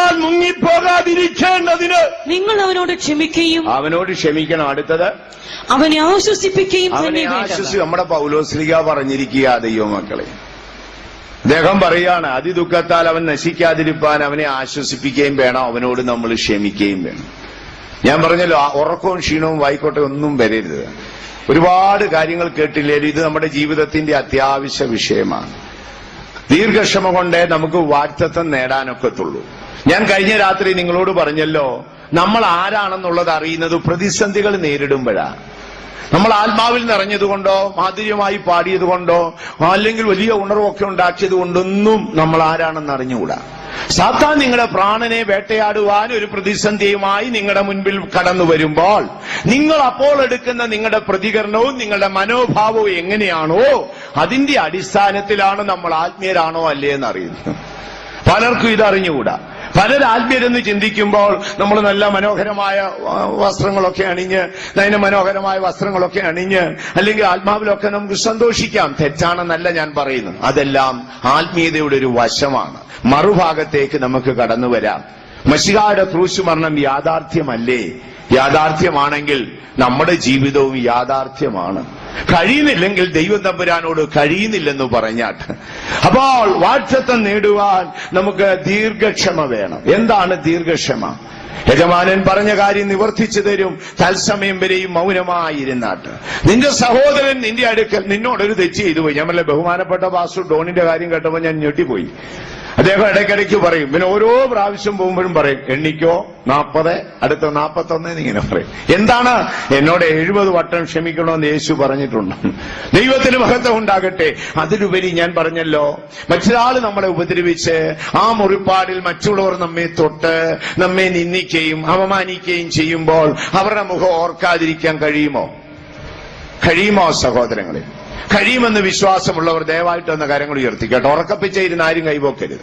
ഇത് അങ്ങിങ്ങായിട്ടൊക്കെ പലരും കൈവോക്കുന്നുണ്ട്. പലരും അധൈര്യപ്പെടുകയാണ്. സഹോദരങ്ങളെ, ഇത് കഴിയത്തില്ല എന്ന് ഒരു നാൾ ഞാൻ യേശുവിനോട് നേരിട്ട് പറഞ്ഞതാ. അന്ന് യേശു എന്നോട് പറഞ്ഞു, കഴിയുന്നില്ല എങ്കിൽ നിത്യതയുടെ വാതിൽ അടഞ്ഞു പോകുമെന്ന്. ഞാൻ ഭയപ്പെട്ടു പോയി. വേദപുസ്തകത്തിൽ ഏറ്റവും ഭയപ്പെടുന്ന ഒരു വാക്യമുണ്ട്. എന്തെന്നറിയാമോ? അടുത്ത കാലത്ത് ഒരു കത്തോലിക്ക സഭയിലെ ഒരു സന്യാസി ഭട്ടൻ പ്രസംഗിച്ചത് ഞാൻ യാദൃശ്യമായി കേട്ടു. 28ഓളം വർഷമായി പൗരോഹിത്യ ആ സന്യാസിത്വമേറ്റ് അദ്ദേഹം പറഞ്ഞത്, എന്റെ പ്രാണൻ ഏറ്റവും ഭയപ്പെടുന്ന ഒരു ദൈവശബ്ദമുണ്ട്. അന്താളിൽ ഇടത്തു നിൽക്കുന്നവരോട് ഞാൻ നിങ്ങളെ ഒരു നാളും അറിയുന്നില്ല. എന്തൊരു ഭയാനകത! നമ്മളൊരു വ്യക്തിയെ ആഴമായി സ്നേഹിച്ച് ഈ ജന്മം മുഴുവൻ അദ്ദേഹത്തിനായി ജീവിച്ച് അദ്ദേഹത്തെ സേവിച്ചിട്ട് വിധിയുടെ നാളിൽ ഞാൻ നിങ്ങളെ അറിയുന്നില്ലെന്ന് പറഞ്ഞാൽ അതിനേക്കാൾ അരിഷ്ടപ്പെട്ട വാക്ക് നമ്മുടെ കാതിൽ കേൾക്കാൻ മറ്റേതെങ്കിലും ഉണ്ടോ? ദീർഘക്ഷമ കൊണ്ടേ നമുക്ക് വാഗ്ദത്തം നേടാനൊക്കത്തുള്ളൂ. നാം ദീർഘക്ഷമയുള്ളവരായിരുന്നാലേ ദൈവിക വാഗ്ദത്തങ്ങൾ സ്വന്തമാക്കാൻ ഒക്കൂ. നന്നായിട്ടൊന്ന് ചിന്തിച്ചാട്ടെ. അപ്പോൾ ഇത് കഴിയുമോ എന്നൊരു ചോദ്യമാണ്. കഴിയത്തില്ല എന്നുള്ളതായിരിക്കും നിങ്ങളുടെ മനോഭാവം. പ്രിയ സഹോദരങ്ങളെ, പൗലോസ്ലീഹായ്ക്ക് അത് കഴിഞ്ഞോ? നമ്മെ പോലെ കർത്താവായ യേശുവിനെ സ്വീകരിച്ച് ആ അഭിഷേകം പ്രാപിച്ച് കർത്താവിന്റെ പ്രവർത്തനങ്ങളെ ചെയ്ത പൗലോസ്ലീഹായ്ക്ക് അത് കഴിഞ്ഞെങ്കിൽ കർത്താവായ യേശുവിന്റെ സ്നേഹത്താലും അവന്റെ കൃപയാലും എന്നെ കൊണ്ടത് കഴിയുമെന്ന് വിശ്വസിക്കുന്നവർ കരങ്ങൾ ഉയർത്തി ശക്തിയായിട്ട് ഒരു ഹല്ലേലൂയ പറഞ്ഞോട്ടെ. അപ്പോൾ നമുക്കത് കഴിയും. കഴിയത്തില്ലെന്ന് പറഞ്ഞ് ദയവേത് സ്വർഗവാതിൽ അടയ്ക്കരുതേ. ദയവേത് ശ്രദ്ധിക്കുക സഹോദരങ്ങളെ. കഴിയത്തില്ലെന്ന് പ്രഖ്യാപിച്ച് അലസപ്പെട്ടു പോകരുത്. ദൈവം നിന്നോട് ചെയ്ത വാഗ്ദത്തങ്ങളെല്ലാം സ്വർഗം നിനക്ക് തുറന്നു തരും. പക്ഷെ നീ ചെയ്യേണ്ട കാര്യം നീ ചെയ്യണം. എങ്ങനെയെങ്കിലും ഒരു അഡ്ജസ്റ്റ്മെന്റ് കൊണ്ട് നമുക്ക് പോകാനൊക്കത്തില്ല. നന്നായി ഗ്രഹിച്ചാട്ടെ. വേദപുസ്തകം സത്യമാണ്, മശിഹായുടെ ക്രൂശ് മരണവും സത്യമാണ്. ചെയ്യേണ്ട കാര്യം നമ്മൾ ചെയ്തേ ഒക്കത്തുള്ളൂ.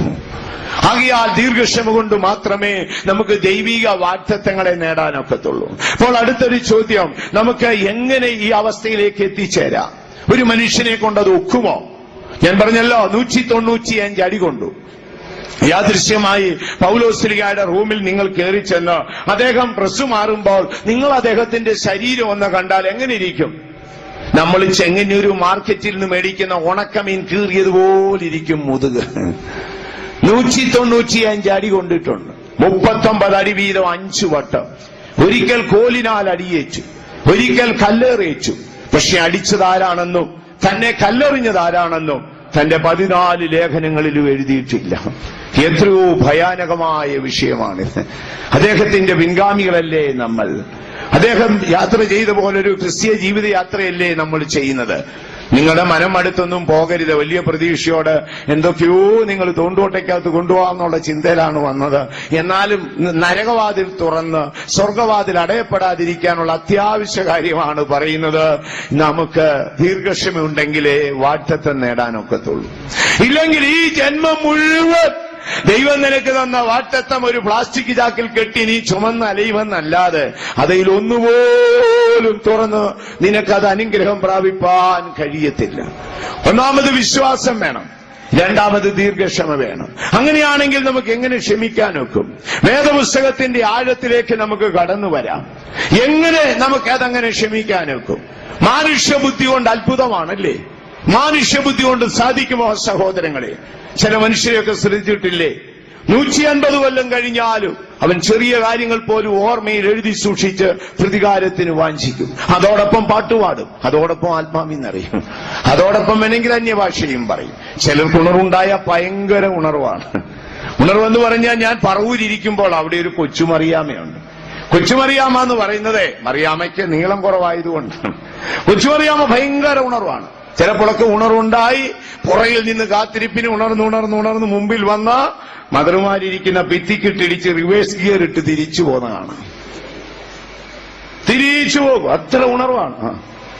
ഒരു പ്രാവശ്യം ഉണർവുണ്ടായി അങ്ങ് ഷട്ടറിന്റെ പുറത്തോട്ട് പോയി. പിന്നെ ഞാൻ ആളിനെ വിട്ടുപിടിപ്പിച്ചു. ദൈവമക്കളെ, അത്രമാത്രം ഉണർവ് നമുക്കില്ലെങ്കിലും ഒരു ആത്മസത്യം ഞാൻ നിങ്ങളോട് പറയാം. മശിഹ മടങ്ങി വരാറായി, കൃപയുടെ വാതിൽ അടയാറായി. യേശുവിന്റെ വരവെന്നുള്ളത് നിനക്ക് സ്വർഗം പ്രദാനം ചെയ്ത വാഗ്ദത്തമാണ്. വാഗ്ദത്തത്തിന്റെ വാതിൽ അടയരുത്. നമുക്ക് മടങ്ങിപ്പോകാം. നമ്മൾ വളരെ സീറോയാണ്, വളരെ സീറോ. നമ്മൾ ചിന്തിക്കുന്ന പോലൊന്നുമല്ല നിത്യത സഹോദരങ്ങളെ. നിത്യതയുടെ ആഴം പഠിക്കുമ്പോൾ നമ്മൾ അമ്പരന്ന് പോകും. അയ്യോ, ചില ഭക്തന്മാർ അതിന്റെ ആഴങ്ങൾ പറയുന്ന കേൾക്കുമ്പോൾ നമ്മുടെ മനസ്സ് വിറയ്ക്കുന്നു. ഓർത്തുകൊള്ളണമേ, നമുക്കങ്ങനെ ക്ഷമിക്കണം. താല്പര്യമുള്ളവരുണ്ടോ? ഇന്ന് രാത്രിയിൽ ബ്രദർ ജോസ് പറയുന്ന വചനം സത്യമാണ്, തിരുവഴുത്തിലെ സത്യമാണ്. അത് വിശ്വസിക്കുകയാണ്. എനിക്കും ആഗ്രഹമുണ്ട് എന്റെ സഹോദരനോട് ഹൃദയപൂർവ്വം ക്ഷമിക്കണം. ആ വാഗ്ദത്തങ്ങൾ എനിക്ക് നേടിയെടുക്കണം. അതിൽ താല്പര്യമുള്ളവർ ദയവായിട്ടൊന്ന് കരങ്ങൾ ഉയർത്തിപ്പിടിച്ചാട്ട്. നിങ്ങളുടെ ആഗ്രഹത്തെ സ്വർഗം മാനിക്കട്ടെ. കർത്താവായ യേശുവിന്റെ കൃപ കൊണ്ടും നിന്റെ ഹൃദയത്തിലെ ആഗ്രഹം കൊണ്ടും നിന്നിൽ വ്യാപരിച്ച പരിശുദ്ധാത്മാവിന്റെ ശക്തി കൊണ്ടും ആ പൗലോസ്ലിഹായിൽ പകർന്ന കൃപ നിന്നിൽ പകർന്ന് നീ ദീർഘക്ഷമയ്ക്ക് അവകാശിയായി നിനക്കുള്ള വാഗ്ദത്തങ്ങളെ നീ തുറക്കും. വിശ്വസിക്കുന്നവർ കരങ്ങൾ ഉയർത്തി ശക്തിയായിട്ട് ഒരു ഹല്ലേലൂയ പറഞ്ഞാട്ടെ. അപ്പോൾ നമുക്ക് അടുത്ത ഭാഗത്തേക്ക് പോകാം. നമുക്ക് എങ്ങനെ ആ കാര്യങ്ങൾ നേടിയെടുക്കാം? ഞാൻ പറഞ്ഞല്ലോ സഹോദരങ്ങളെ, നമ്മുടെ ജീവിതത്തിൽ പ്രതിസന്ധി ഉണ്ടാകുമ്പോഴാണ് നമ്മൾ ആരാണെന്ന് അറിയുന്നത്. മറ്റെല്ലാം നമുക്കറിഞ്ഞുകൂടാ. ഞാനൊരിക്കലും ഒരു രോഗിയായിരിക്കുമ്പോൾ, മുമ്പ് ഞാൻ നിങ്ങളോട് പറഞ്ഞിട്ടുണ്ടായിരിക്കാം, ശാരീരികമായി വലിയ കഷ്ടത്തിലായിരിക്കുമ്പോൾ ഒന്നിനു പിന്നാലെ ഇങ്ങനെ രോഗങ്ങളും കഷ്ടങ്ങളും എന്റെ പ്രാണനെ വേട്ടയാടിയപ്പോൾ ഒരു ദരിദ്രനായ ഒരു യാചകൻ മുളന്തുരുത്തി ഫെയ്ത്തോമിൽ കയറി വന്നു. ദരിദ്രനായ ഒരു മനുഷ്യൻ. അദ്ദേഹം ഇങ്ങനെ ഗ്രില്ലിൽ പിടിച്ച് നിന്നിട്ട് പറഞ്ഞു, ഞാൻ ഇദ്ദേഹത്തെ എന്നാ കാണാമെന്നോ. അപ്പൊ എനിക്ക് തോന്നി എന്തോ കാര്യം സാധിക്കാൻ. അപ്പൊ ഞാൻ എഴുന്നേറ്റ് പോയി നേരെ കൈകെട്ടി നിന്നു. ഞാൻ പറഞ്ഞു, എന്റെ നീളം 5 അടി 8 ഇഞ്ചാണ്, തൂക്കം 78 കിലോയാണ്, പ്രായം ഇത്രാണ്. ശരി, കണ്ടോ, മതി, പൊയ്ക്കോ എന്ന് പറഞ്ഞു. അയ്യോ, ഞാനേ ഒരു കാര്യം പറയാൻ വന്ന, ഞാനിവിടെ നിന്നോട്ടെ എന്ന് ചോദിച്ചു. അദ്ദേഹം കയറി അകത്തോട്ടിരുന്നു. ഞാൻ തൊട്ടടുത്ത സെറ്റിയിൽ പേപ്പർ വായിച്ചുകൊണ്ടിരുന്നു. എന്നോട് സംസാരിക്കാൻ തുടങ്ങി. ഞാൻ അത്ഭുതപ്പെട്ടുപോയി. ആദ്യത്തെ ചോദ്യം, തിരുവഴുത്തിലേറ്റവും ദുഃഖിച്ച പ്രവാചകൻ ആരാണെന്ന് ഇദ്ദേഹത്തിന് അറിയാമോ? ഞാൻ പറഞ്ഞു, ഇല്ല, അങ്ങനെ ആരും ദുഃഖിച്ചിട്ടില്ലല്ലോ. സൗമ്യതയോടെ പറഞ്ഞു, അത് യിരെമ്യാവാണ്. യിരെമ്യാവ് ദുഃഖിച്ചപ്പോഴൊക്കെയും യഹോവയുടെ അരുളപ്പാടുണ്ടായി. നാം ദുഃഖിക്കുമ്പോഴൊക്കെയും മാത്രമേ ദൈവത്തിന്റെ അരുളപ്പാട് കിട്ടത്തുള്ളൂ. ഞാൻ മിണ്ടിയില്ല. അടുത്തത്, അല്പത്തിൽ വിശ്വസ്തനായിരിക്കണം. അധികത്തിൽ വിശ്വസ്തത സൂക്ഷിക്കാൻ എന്താ ബുദ്ധിമുട്ട്? ആരോഗ്യമുണ്ട്, ശുശ്രൂഷയുണ്ട്, സമ്പൽ സമൃദ്ധിയുണ്ട്, മാന്യതയും ബഹുമാനവും ഉണ്ട്. അതിൽ വിശ്വസ്തത സൂക്ഷിക്കാൻ എന്താണ് ബുദ്ധിമുട്ട്? ആരോഗ്യം പോയി, പ്രാപ്തി പോയി, ഓർമ്മ പോയി, എല്ലാം നഷ്ടപ്പെട്ട ഒരു ഏകാന്തതയിൽ ഇരിക്കുമ്പോൾ യജമാനെതിരെ പറയാതെ വിശ്വസ്തത സൂക്ഷിക്കാൻ ഒക്കുമോ? ഞാൻ അമ്പരന്ന് പോയി. പിന്നെ ഒന്നൊന്നായി പറയുക. 5 നിമിഷം കഴിഞ്ഞോണ്ടേ അദ്ദേഹം എഴുന്നേറ്റു. ഞാനൊരു മനുഷ്യബുദ്ധിയോടെയാണ് കണ്ടുകൊണ്ടിരുന്നത്. അദ്ദേഹം എന്നോട് ഇങ്ങനെ സംസാരിച്ചുകൊണ്ടേയിരുന്നു. ഇടയ്ക്കിടയിൽ ഒരു പാട്ട് പാടണം. ഞാൻ ചോദിച്ചാ എന്താണ്? ദൈവ കുഞ്ഞാടവൻ യോഗ്യനെന്ന് മോക്ഷത്തിൽ കേൾക്കുന്ന ശബ്ദം അതേ എന്ന് പാടണം. ഞാൻ ചോദിച്ചാ എന്താ? അത് ദൂതന്മാർ സ്വർഗത്തിൽ പാടുന്ന പാട്ടാണ്. നമ്മൾ ആ പാട്ട് പാടിയാൽ നമ്മുടെ സംരക്ഷകരായ ദൂതന്മാർ മീറ്റിംഗ് സ്ഥലത്ത് നമ്മുടെ കൂടെ പാടും. അത് വെളിപ്പാട് പുസ്തകത്തിൽ എഴുതിയിട്ടുണ്ട്. ഇത് പറഞ്ഞു പോകുമ്പോഴാണ് അദ്ദേഹം എന്നോട് പറഞ്ഞത്, നമ്മൾ പ്രതിസന്ധി നേരിടുമ്പോഴാണ്, പ്രശ്നങ്ങൾ പ്രാണനെ വേട്ടയാടുമ്പോഴാണ് നമ്മൾ ആത്മീയരാണോ പ്രാകൃതരാണോ എന്നറിയുന്നത്. അതുകൊണ്ട് ഇന്ന് രാത്രി നമുക്ക് ദൈവത്തിങ്കൽ മടങ്ങിപ്പോകാം. രക്ഷയുടെ സുവിശേഷത്തിന്റെ ശബ്ദം ഭൂമിയിൽ അവസാനിക്കാറായി, കൃപയുടെ വാതിലടയാറായി, രക്ഷകന്റെ ആഗമനത്തിന്റെ സമയം അടുത്തുപോയി. പ്രിയ ദൈവമക്കളെ, നിത്യതയുടെ കവാടം അടയരുതേ. നമുക്ക് പ്രാർത്ഥിക്കാം. യേശുവേ, അങ്ങനെ തന്നെ ക്ഷമിപ്പാൻ എനിക്ക് കൃപ തരണമേ. ദീർഘക്ഷമയുള്ളവനാക്കി എന്നെ തീർക്കണമേ.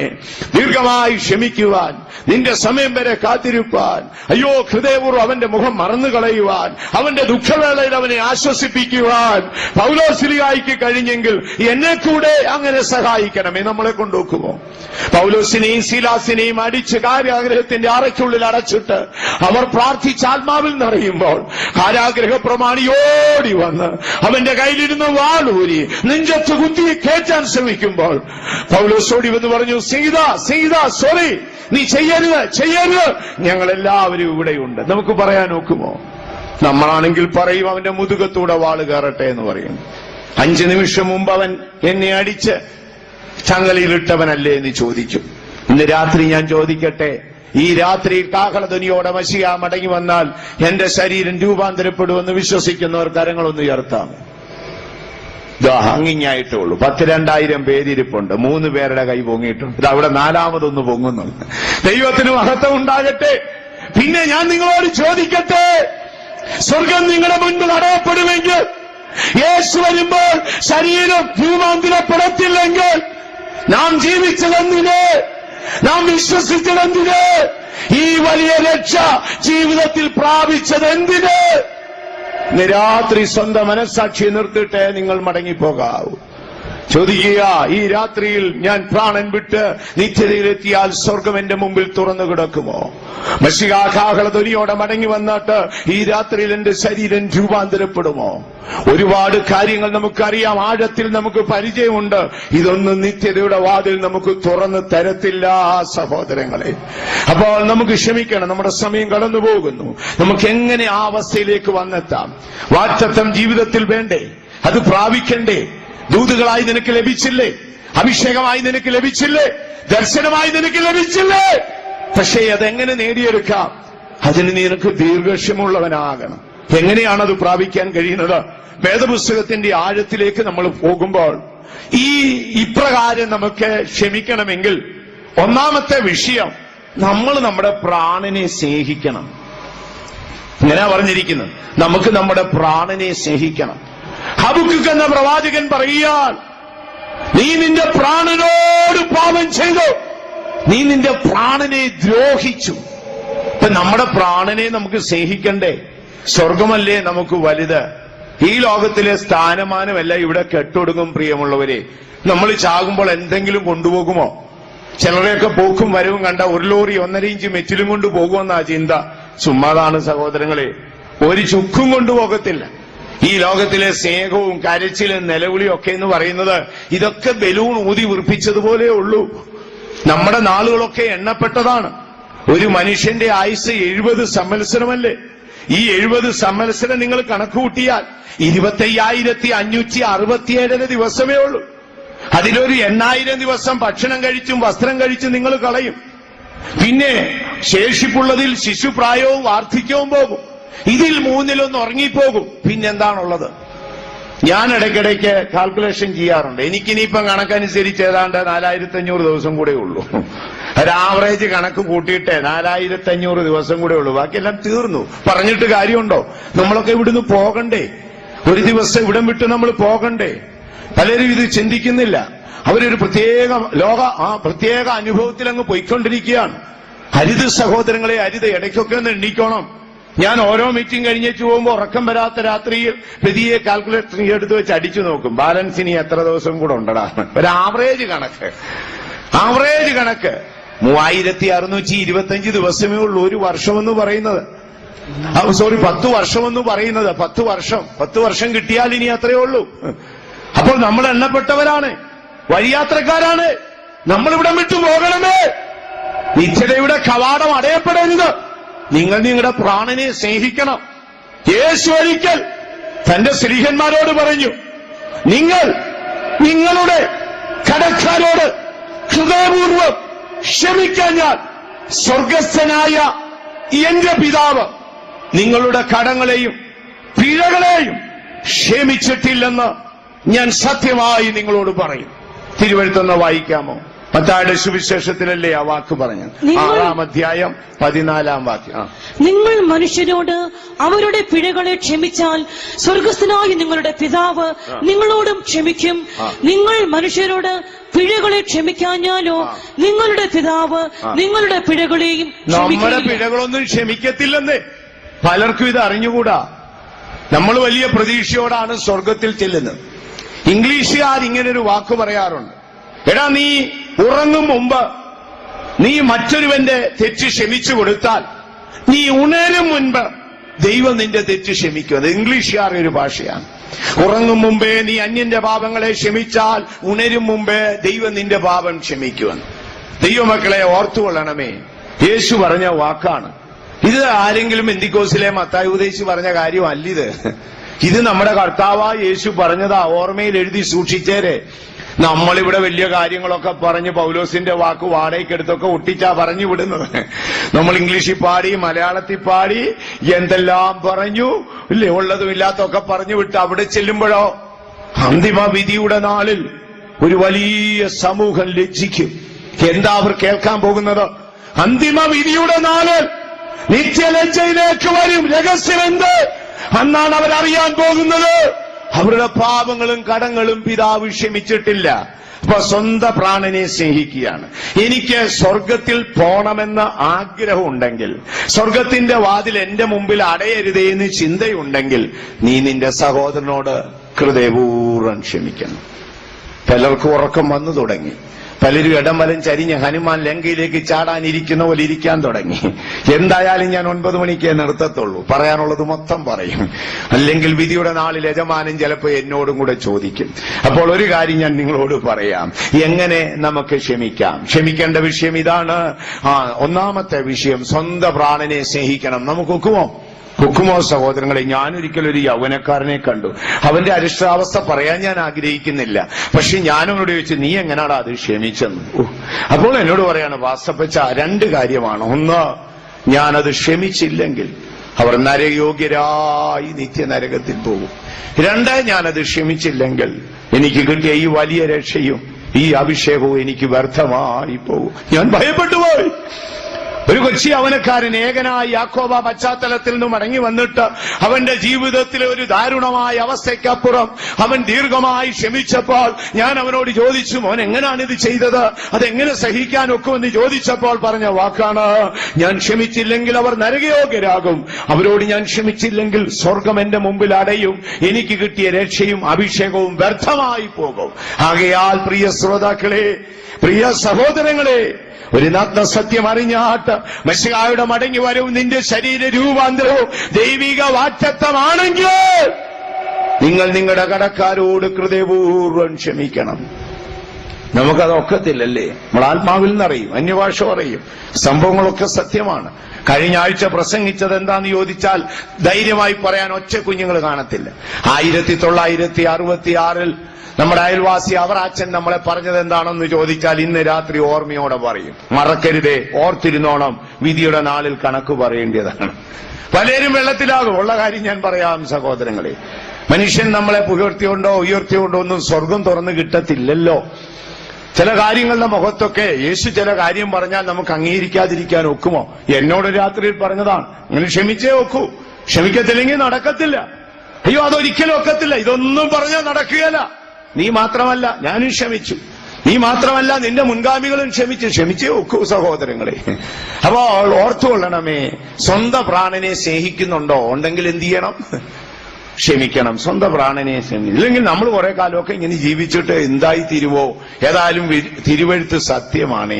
യേശു പറഞ്ഞ വാക്കാണ്, ഞാനോ നിങ്ങളോട് പറയുന്നു, നിങ്ങൾ മറ്റുള്ളവരുടെ കടങ്ങളും പിഴകളും ക്ഷമിക്കാഞ്ഞാൽ സ്വർഗസ്ഥനായ എന്റെ പിതാവ് നിങ്ങളുടെ കടങ്ങളെയും പിഴകളെയും ക്ഷമിക്കത്തില്ലെന്ന് സത്യമായും ഞാൻ നിങ്ങളോട് പറയും. അങ്ങനെയാണെങ്കിൽ സ്വന്തം പ്രാണനെ സ്നേഹിക്കണം സഹോദരങ്ങളെ. ഞാൻ ചോദിക്കട്ടെ, ഈ രാത്രിയിൽ മരണപ്പെട്ടു പോയാൽ സ്വർഗം തുറന്നു കിടക്കുമോ? ഇവിടെ നിന്ന് നമ്മുടെ ആത്മാവ് അങ്ങ് പോവുകയാണ്, സ്വർഗം തുറന്നു കിടക്കുമോ? ഇന്ന് രാത്രിയിൽ യേശു വന്നാൽ ശരീരം രൂപാന്തരപ്പെടുമോ? കഴിയുന്നില്ലെങ്കിൽ ദൈവസന്നിധിയോട് നമുക്ക് അടുത്തിയല്ല. യേശുവേ, എന്റെ ഹൃദയാവസ്ഥ ഇപ്പോൾ ഇങ്ങനെയാണ്. പത്രോസ് നിന്നെ അനുഗമിച്ചതുപോലെ വളരെ അകലം വിട്ടാണ് എന്റെ അവസ്ഥ. എന്റെ പരമാർത്ഥതയെ കണ്ടിട്ട് എന്നോട് ദയ തോന്നണമേ എന്ന് പ്രാർത്ഥിച്ചാൽ കർത്താവായ യേശു നിന്റെ മുറിപ്പാടുകളെ നീക്കി നിന്റെ ഹൃദയത്തെ കഴുകി നിനക്ക് ആ നിത്യതയ്ക്ക് അവകാശിയാക്കി തീർക്കും. അപ്പോൾ ഒന്നാമത്തെ വിഷയം, നാം നമ്മുടെ പ്രാണനെ സ്നേഹിക്കണം. പലരും തങ്ങളുടെ പ്രാണനെ ഒന്നും സ്നേഹിക്കത്തില്ല, ശരീരത്തെ സ്നേഹിക്കും. ആ ശരീരത്തിന്റെ സംരക്ഷണത്തിന് വേണ്ടി എന്തും വേണേ ചെയ്ത് കളയും. വാഴപ്പിണ്ടി തിന്നണോ, കോഴിത്തീറ്റ തിന്നണോ, ഓക്കെ തിന്നണോ, പിണ്ണാക്ക് വിലക്കി കുടിക്കണോ, എന്തും തിന്നും. ശരീര സംരക്ഷണം വിഷയമാണ്. ആത്മാവിന്റെ സംരക്ഷണമോ? ഈ ശരീരം മണ്ണിൽ പോകും ദൈവമക്കളെ, ഇത് പൊടിഞ്ഞു പോകും. ആത്മാവാണ് വിലപ്പെട്ടത്. ആത്മാവിന്റെ സംരക്ഷണത്തിന് വേണ്ടേ വലിയ കാര്യം കരുതാൻ. ശരീര സംരക്ഷണമല്ല നമ്മുടെ വിഷയം. നമ്മുടെ വിഷയം ആത്മാവിന്റെ സംരക്ഷണമാണ്. നമ്മുടെ ആത്മാവിനെ ഒന്നും നശിപ്പിക്കാനൊക്കത്തില്ല. ഒരു കറിക്കത്തി വെച്ച് മുറിക്കാനോ, ഒരു തണുപ്പത്ത് വെച്ച് തണുപ്പിക്കാനോ, ചൂടത്ത് വെച്ച് കരിക്കാനോ ഒന്നും സാധ്യമല്ല. ഓർത്തുകൊള്ളണമേ, നമ്മുടെ ആത്മാവ് ഭൂലോകത്തെക്കാൾ വിലപ്പെട്ടതാണ്. ഒരിക്കൽ സോക്രട്ടീസിനോട് തന്റെ ശിഷ്യൻ ചോദിച്ചു, ഗുരു, ലോകത്തിൽ വെച്ച് ഏറ്റവും വലിയ മനുഷ്യൻ ആരാ? അപ്പൊ അദ്ദേഹം ഒരു വാക്ക് പറഞ്ഞു, ശിഷ്യ, ഒരു മനുഷ്യന്റെ ആത്മാവിന്റെ മൂല്യം എത്ര ഉന്നതമാണെന്ന് അറിഞ്ഞിട്ട് ഈ ക്ഷണഭംഗുരമായ ആയുസ്സിനപ്പുറം തന്റെ ആത്മാവിന് സുരക്ഷിതമായ ഇരിപ്പിടം കണ്ടെത്താൻ കഴിഞ്ഞവൻ ആരാണോ അവനാണ് ലോകത്തിൽ വെച്ച് ഏറ്റവും വലിയ മഹാൻ. ഞാൻ പറഞ്ഞല്ലോ, നമുക്ക് ഭയങ്കര അറിവാണ്. ഈ 66 പുസ്തകത്തിന്റെ അപ്പുറത്തെ അറിവാണ്. പക്ഷെ നമുക്ക് പല പ്രാഥമികമായ അറിവില്ല. വാതിൽ അടയപ്പെടുന്ന കാര്യം പോലും നമ്മൾ അറിയുന്നില്ല. ഞാൻ പറഞ്ഞിട്ട് ഒരുപാട് ആഴങ്ങളൊക്കെ നമ്മൾ ഈ പഠിച്ച് സമാഗമന കൂടാരവും അതിന്റെ കുച്ചിയും അതിന്റെ അന്താഴവും അതിന്റെ പിഞ്ഞാണവും പിന്നെ അവിടുത്തെ പുരോഹിതനും അങ്ങേരിട്ട വസ്ത്രവും ഇത്രയൊന്നും പഠിച്ചില്ലേലും അത്യാവശ്യ കാര്യം സ്വർഗത്തിന്റെ വാതിൽ നിന്റെ മുമ്പിൽ അടയാതിരിക്കാനുള്ള എമർജൻസി ഒന്ന് പഠിച്ചാട്ടെ. ഞാനൊരിക്കലും അർദ്ധരാത്രിയിൽ കായംകുളം റെയിൽവേ സ്റ്റേഷനിൽ ഇരിക്കുകയാണ്. ഞാനപ്പോ തമിഴ്നാട്ടിലേക്ക് എവിടെയൊക്കെ പോകാനായിട്ട് ഇരിക്കുകയാണ്. ട്രെയിൻ വരാൻ താമസിച്ചു, നല്ല തണുപ്പുണ്ട്. അപ്പോൾ സമയം ഇങ്ങനെ പോകുമ്പോൾ സമയം പോകാൻ പോയ ട്രെയിനുകളൊക്കെ ഇങ്ങനെ എണ്ണിക്കൊണ്ടിരിക്കുകയാണ്. ഇച്ചിരി കഴിഞ്ഞപ്പോ അമൃത എക്സ്പ്രസ് വന്നു. അപ്പൊ ഞാനിതിന്റെ ബോഗികൾ ഇങ്ങനെ എഴുതി എണ്ണിക്കൊണ്ടേയിരുന്നു. 22 ബോഗി പോയി. ഒരു ബോഗിക്കകത്ത് 74 സീറ്റ്. 22 ഇൻറ്റു സമയം പോകാൻ വേണ്ടി കൂട്ടിയതാണ്. 22 ഇൻറ്റു 74 ഇത്ര സീറ്റ്. GTRന്റെ ഒരു സീറ്റ് പോകും, കാന്റീൻ ഒരു കൊച്ചു പോകും, ബാക്കിയെല്ലാം തള്ളി ആവറേജ് ഇത് കോയമ്പത്തൂര് നോടി ഇങ്ങനെ പാലക്കാട്ടേക്ക് പോകുമ്പോൾ ഈ ഇന്ത്യ ഗവൺമെന്റിന് എത്ര രൂപ കിട്ടുമെന്നുള്ളത് ഇങ്ങനെ കണക്കൂട്ടിക്കൊണ്ടിരുന്നു. അപ്പൊ എത്ര രൂപ കിട്ടും, എത്ര ഡീസൽ ഓടും, ഇങ്ങനെയൊക്കെ ചിന്തിച്ചുകൊണ്ടിരുന്നു. ഇതിനിടയിൽ എന്റെ ആത്മാവ് എന്നോട് പറഞ്ഞു, ഈ അറിവെല്ലാം നല്ലതാണ്, നല്ല കാര്യം മറ്റൊരാളോട് പറയാം. പക്ഷെ നീ അത്യാവശ്യം അറിയേണ്ട കാര്യം എന്നറിയാമോ? പാതിരാത്രി 2 മണി അർദ്ധരാത്രിയാണ്. നിന്റെ ട്രെയിൻ എവിടെയാണ്, ഏത് പ്ലാറ്റ്ഫോമിലാണെന്ന് വരുന്നെന്നൊന്ന് അറിഞ്ഞോണം. 2 നിന്റെ ബോഗി നമ്പർ എത്രയാണെന്നൊന്ന് അറിഞ്ഞോണം. 3 നിന്റെ സീറ്റ് നമ്പറും കൂടെ അറിഞ്ഞോണം. അമൃതയോടി ഇന്ത്യ ഗവൺമെന്റിന് എത്ര രൂപ വരുത്തിയെന്നുള്ളത് നീ അറിഞ്ഞില്ലേലും കുഴപ്പമില്ല. നീ കയറണ്ട. വണ്ടി എവിടെ വന്ന് നിൽക്കും, പ്ലാറ്റ്ഫോം എവിടെയാണ്, സീറ്റ് നമ്പർ എത്രയാണെന്ന് അറിയണം. വെല്ലോന്റെ സീറ്റിൽ കയറിയിരിക്കാൻ അവൻ കഴുത്തിന് പിടിച്ചിറക്കി വിടും. പാതിരാത്രിയാ രക്ഷപ്പെടാൻ വഴിയില്ല. അതുകൊണ്ട് ഒരുപാട് കാര്യം പഠിച്ചില്ലേലും തിരുവെഴുത്ത് മൊത്തം പഠിച്ചു വെച്ചില്ലേലും ഇന്ന് രാത്രി ഞാൻ നിങ്ങളോട് പറയാം, നിന്റെ പ്രാണനെ സ്നേഹിക്കുന്നുവോ? സ്നേഹിക്കുന്നെങ്കിൽ വാഗ്ദത്തമായ മെസ്സിഹായുടെ മടങ്ങിവരവിൽ പോകേണ്ട പോകേണ്ടതിന് നീ നിന്റെ കടക്കാരോട് ഹൃദയപൂർവ്വം ക്ഷമിക്കണം. അപ്പോൾ സ്വന്തം പ്രാണനെ സ്നേഹിക്കുന്നവർക്ക് ഇതൊക്കത്തുള്ളൂ. ഇനി നമുക്ക് രണ്ടാമത്തെ വശത്തേക്ക് പോകാം. ആരും ക്ഷണിക്കരുത്, നേരത്തെ തന്നെ നമുക്ക് നിർത്താം. രണ്ടാമത്തെ വിഷയം എന്തെന്നറിയാമോ? നമുക്ക് ആഴത്തിലൊരറിവുണ്ട്. മനസാക്ഷികത്തിന്റെ മധ്യവട്ടത്തിൽ ജീവിച്ച ഭക്തനായ ഒരു മനുഷ്യനുണ്ട്. വിശുദ്ധ തിരുവഴുത്തില്, ഈ ബൈബിളിൽ മനസാക്ഷിക ചരിത്രത്തില് ഏറ്റവും ദീർഘചരിത്രം ബഹുമാനപ്പെട്ട ജോസഫിന്റേതാണ്. ജോസഫിന്റെ സംഭവം നമ്മൾ പഠിച്ചാൽ ഭയങ്കര അത്ഭുതമാണ്. മനുഷ്യബുദ്ധി കൊണ്ട് അത് അംഗീകരിക്കാൻ ബുദ്ധിമുട്ടാണ്. 16-17 വയസ്സ് പ്രായമുള്ളപ്പോൾ അപ്പച്ചൻ പറഞ്ഞു, ജ്യേഷ്ഠന്മാരുടെ അടുക്കൽ പോയി അവർക്ക് സുഖമാണോ എന്ന് അറിഞ്ഞിട്ട് വരാൻ പറഞ്ഞു. കേട്ടപാടെ ഈ മനുഷ്യൻ എന്ത് ചെയ്തു? സഹോദരങ്ങൾക്കുള്ള അപ്പവും ആഹാരവും ഒക്കെ എടുത്ത് അവൻ യാത്രയായി. താഴ്വരയിൽ അവരെ കണ്ടെത്തി. പക്ഷേ അവന്റെ നന്മയെ ഗ്രഹിപ്പാൻ ശേഷിയില്ലാതെ സഹോദരന്മാർ അവന്റെ നിലയങ്കി ഊരിയെടുത്ത് അവനെ 20 വെള്ളിക്കാശിന് വിറ്റു. നിങ്ങളൊന്ന് ആലോചിച്ചേ സഹോദരങ്ങളെ, 20 വെള്ളിക്കാശിന് വിറ്റു. അവർ അവനെ കൈകെട്ടി മിസ്രൈമിലേക്ക് കൊണ്ടുപോയി. ഞാനൊരിക്കൽ ഒരു സ്നേഹിതന്റെ വീട്ടിൽ ചെല്ലുമ്പോൾ അവിടെ ഇംഗ്ലീഷുകാർ വരച്ച ഒരു ഛായാചിത്രം കണ്ടു. അതിലെ ഇസ്മായിലിയ കച്ചവടക്കാർ ഒട്ടകപ്പുറത്തിരുന്നു കൊണ്ട് ജോസഫിന്റെ കൈകെട്ടി വലിക്കുകയാണ്. ജോസഫ് പുറകിലേക്ക് നോക്കി കരയുന്ന മനോഹരമായൊരു ചിത്രം. നിങ്ങളൊന്ന് ഓർത്തു നോക്കിക്കേ. ഈ മനുഷ്യനെ അവർ വിറ്റു, അവന്റെ അങ്കി ഊരിയെടുത്തു. ഏറിയ ദൂരം 430ഓളം മൈൽ അകലേക്ക് അവൻ പോയി. അവിടെ ബന്ധമില്ല, സ്വന്തമില്ല, സഹോദര സ്നേഹങ്ങളൊന്നുമില്ല. പ്രാരംഭ നാളുകളിൽ അവന് അടുക്കള ജോലി കിട്ടി. സാത്താൻ അവിടെ അവനെ പരീക്ഷിച്ചു. അവൻ വസ്ത്രം നഷ്ടപ്പെട്ടവനായി ജീവരക്ഷയ്ക്ക് ഓടിപ്പോയി. അവന്റെ നീതിക്കും സത്യത്തിനും വിലയുണ്ടായില്ല. ഏറെക്കുറെ 14ഓളം വർഷം അവൻ കാരാഗൃഹത്തിന്റെ ആറുകളിൽ അടയ്ക്കപ്പെട്ടു. രാത്രിയുടെ യാമങ്ങളൊക്കെയും അവൻ ഇരുമ്പഴിയിൽ ഇരുന്ന് ഓർക്കും. അയ്യോ, അമ്മച്ചി മരിച്ച ദിവസം ഓർമ്മയുണ്ട്. അന്നാണ് ബെന്നോനി ജനിച്ചത്. ബെന്നോനി ജനിച്ച ദിവസം അമ്മ മരിച്ചുപോയി. അമ്മയുടെ ശവം അടക്കുമ്പോൾ എല്ലാവരും കൂടെ ചേർന്ന് കൽക്കുന നാട്ടി. ഇതെല്ലാം ഓർമ്മയിൽ വരും. മൂത്തൊരു ചേച്ചിയുണ്ട്, ആ ദീന എന്നാണ് പേര്. ചേച്ചി തന്നെ എടുത്തുകൊണ്ട് നടന്നതും കൊച്ചമ്മമാർ തന്നെ സംരക്ഷിച്ചതും അമ്മച്ചി മരിച്ചതും കൽക്കൂന നാട്ടിയതും കയ്യും കാലും ഓടിഞ്ഞ ആടുകളെ വീട്ടിൽ കൊണ്ടുവരുന്നു എല്ലാം ഈ ജോസഫിന്റെ മനസ്സിലോടിയെത്തും. ഇതെല്ലാം ഒരു ദുർസ്വപ്നം പോലെ പോട്ടെ എന്ന് ശാസിച്ചുകൊണ്ട് വീണ്ടും ഉറങ്ങും. എത്രയോ നാൾ ആ ജയിലറയ്ക്കുള്ളിൽ ഈ മനുഷ്യൻ കിടന്ന് കഴിഞ്ഞ കാല രംഗങ്ങളെ ഓർത്തു നോക്കി. അവൻ എത്രയോ കാലം ഓർത്തു. വർഷങ്ങൾ പലത് കടന്നുപോയി. വാഗ്ദത്തം ചെയ്ത ദൈവത്തിന്റെ വിശ്വസ്തത ജോസഫിനെ തേടിയെത്തി. ഫറവോന്റെ അരമനയിൽ അവൻ എത്തിച്ചേർന്നു. ഉൽപ്പത്തി പുസ്തകം 45-ന്റെ 4-5 വാക്യം വായിക്കുമ്പോൾ മനസാക്ഷിയും ജീവനുമുള്ള ഏത് മനുഷ്യന്റെയും മനസ്സ് തകരും. ജോസഫ് ഇങ്ങനെ ഫറവോന്റെ രാജവസ്ത്രം ധരിച്ച് സുക്കോവ ദേവന്റെ ചിഹ്നമുള്ള ഒരു കിരീടമൊക്കെ വെച്ചോണ്ട് അദ്ദേഹം ഇറങ്ങി വന്നിരിക്കുകയാണ്. തന്റെ സംരക്ഷകനായ ഒരാള്, ട്രാൻസ്ലേഷൻ ചെയ്യുന്ന ഒരാള്. ഈ ചേട്ടന്മാരെല്ലാം വന്നിരിക്കുകയാണ്. രൂപേൻ ഒത്തിരി വയസ്സൻ. ജോസഫ് ഇങ്ങനെ ഫറവോന്റെ രാജവസ്ത്രം ധരിച്ച് സുക്കോവ ദേവന്റെ ചിഹ്നമുള്ള ഒരു കിരീടമൊക്കെ വെച്ചോണ്ട് അദ്ദേഹം ഇറങ്ങി വന്നിരിക്കുകയാണ്. തന്റെ സംരക്ഷകനായ ഒരാള്, ട്രാൻസ്ലേഷൻ ചെയ്യുന്ന ഒരാള്. ഈ ചേട്ടന്മാരെല്ലാം വന്നിരിക്കുകയാണ്. രൂപേൻ ഒത്തിരി വയസ്സനായി, ആട്ടിടയനല്ലേ. അവര് വലിയ സാംസ്കാരികമായി ഉയർന്നവരൊന്നുമല്ല. താടിയും വളർത്തി തലമുടിയും വളർത്തി ഒരു വസ്ത്രം ധരിച്ച് വേറൊരു പുതപ്പും പുതച്ച് രൂപേൻ വിറച്ചു വടിയും കുത്തി നിൽക്കുകയാണ്. യഹൂദ അപ്പുറം നിൽക്കുകയാണ്, ശിമിയോൻ ഇപ്പുറം നിൽക്കുകയാണ്, എല്ലാവരും നിൽക്കുകയാണ്. അവൻ ഇങ്ങനെ ചുറ്റും നോക്കി. ബെന്യാമിനെ കണ്ടപ്പോൾ ചങ്കുരുകിപ്പോയി. അവൻ ഇറങ്ങി വന്നു.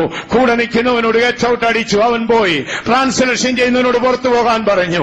12 പേർ മാത്രം. ഇദ്ദേഹത്തിന്റെ ഭാഷ ഈജിപ്തിലേതാണ്, അവരുടെ ഭാഷ എബ്രായ ഭാഷയാണ്. യാതൊരു സാമ്യമില്ലാത്ത ഭാഷയാണ്. പക്ഷേ ജോസഫ് തന്റെ ഭാഷ മറന്നിട്ടില്ല. ജോസഫ് അടുത്ത് എന്നിട്ട് പറഞ്ഞു, സഹോദരന്മാരെ, നിങ്ങൾ മിസ്രൈമിലേക്ക് വിറ്റ ജോസഫാണ് ഞാൻ. അടുത്തത്, നിങ്ങൾ എന്നെ വിറ്റതിൽ വിഷാദിക്കേണ്ട. നിങ്ങൾക്ക് മുൻപേ എന്റെ ദൈവം എന്നെ അയച്ചതാണ്. നിങ്ങൾ എനിക്കൊരു ദോഷവും ചെയ്തിട്ടില്ല.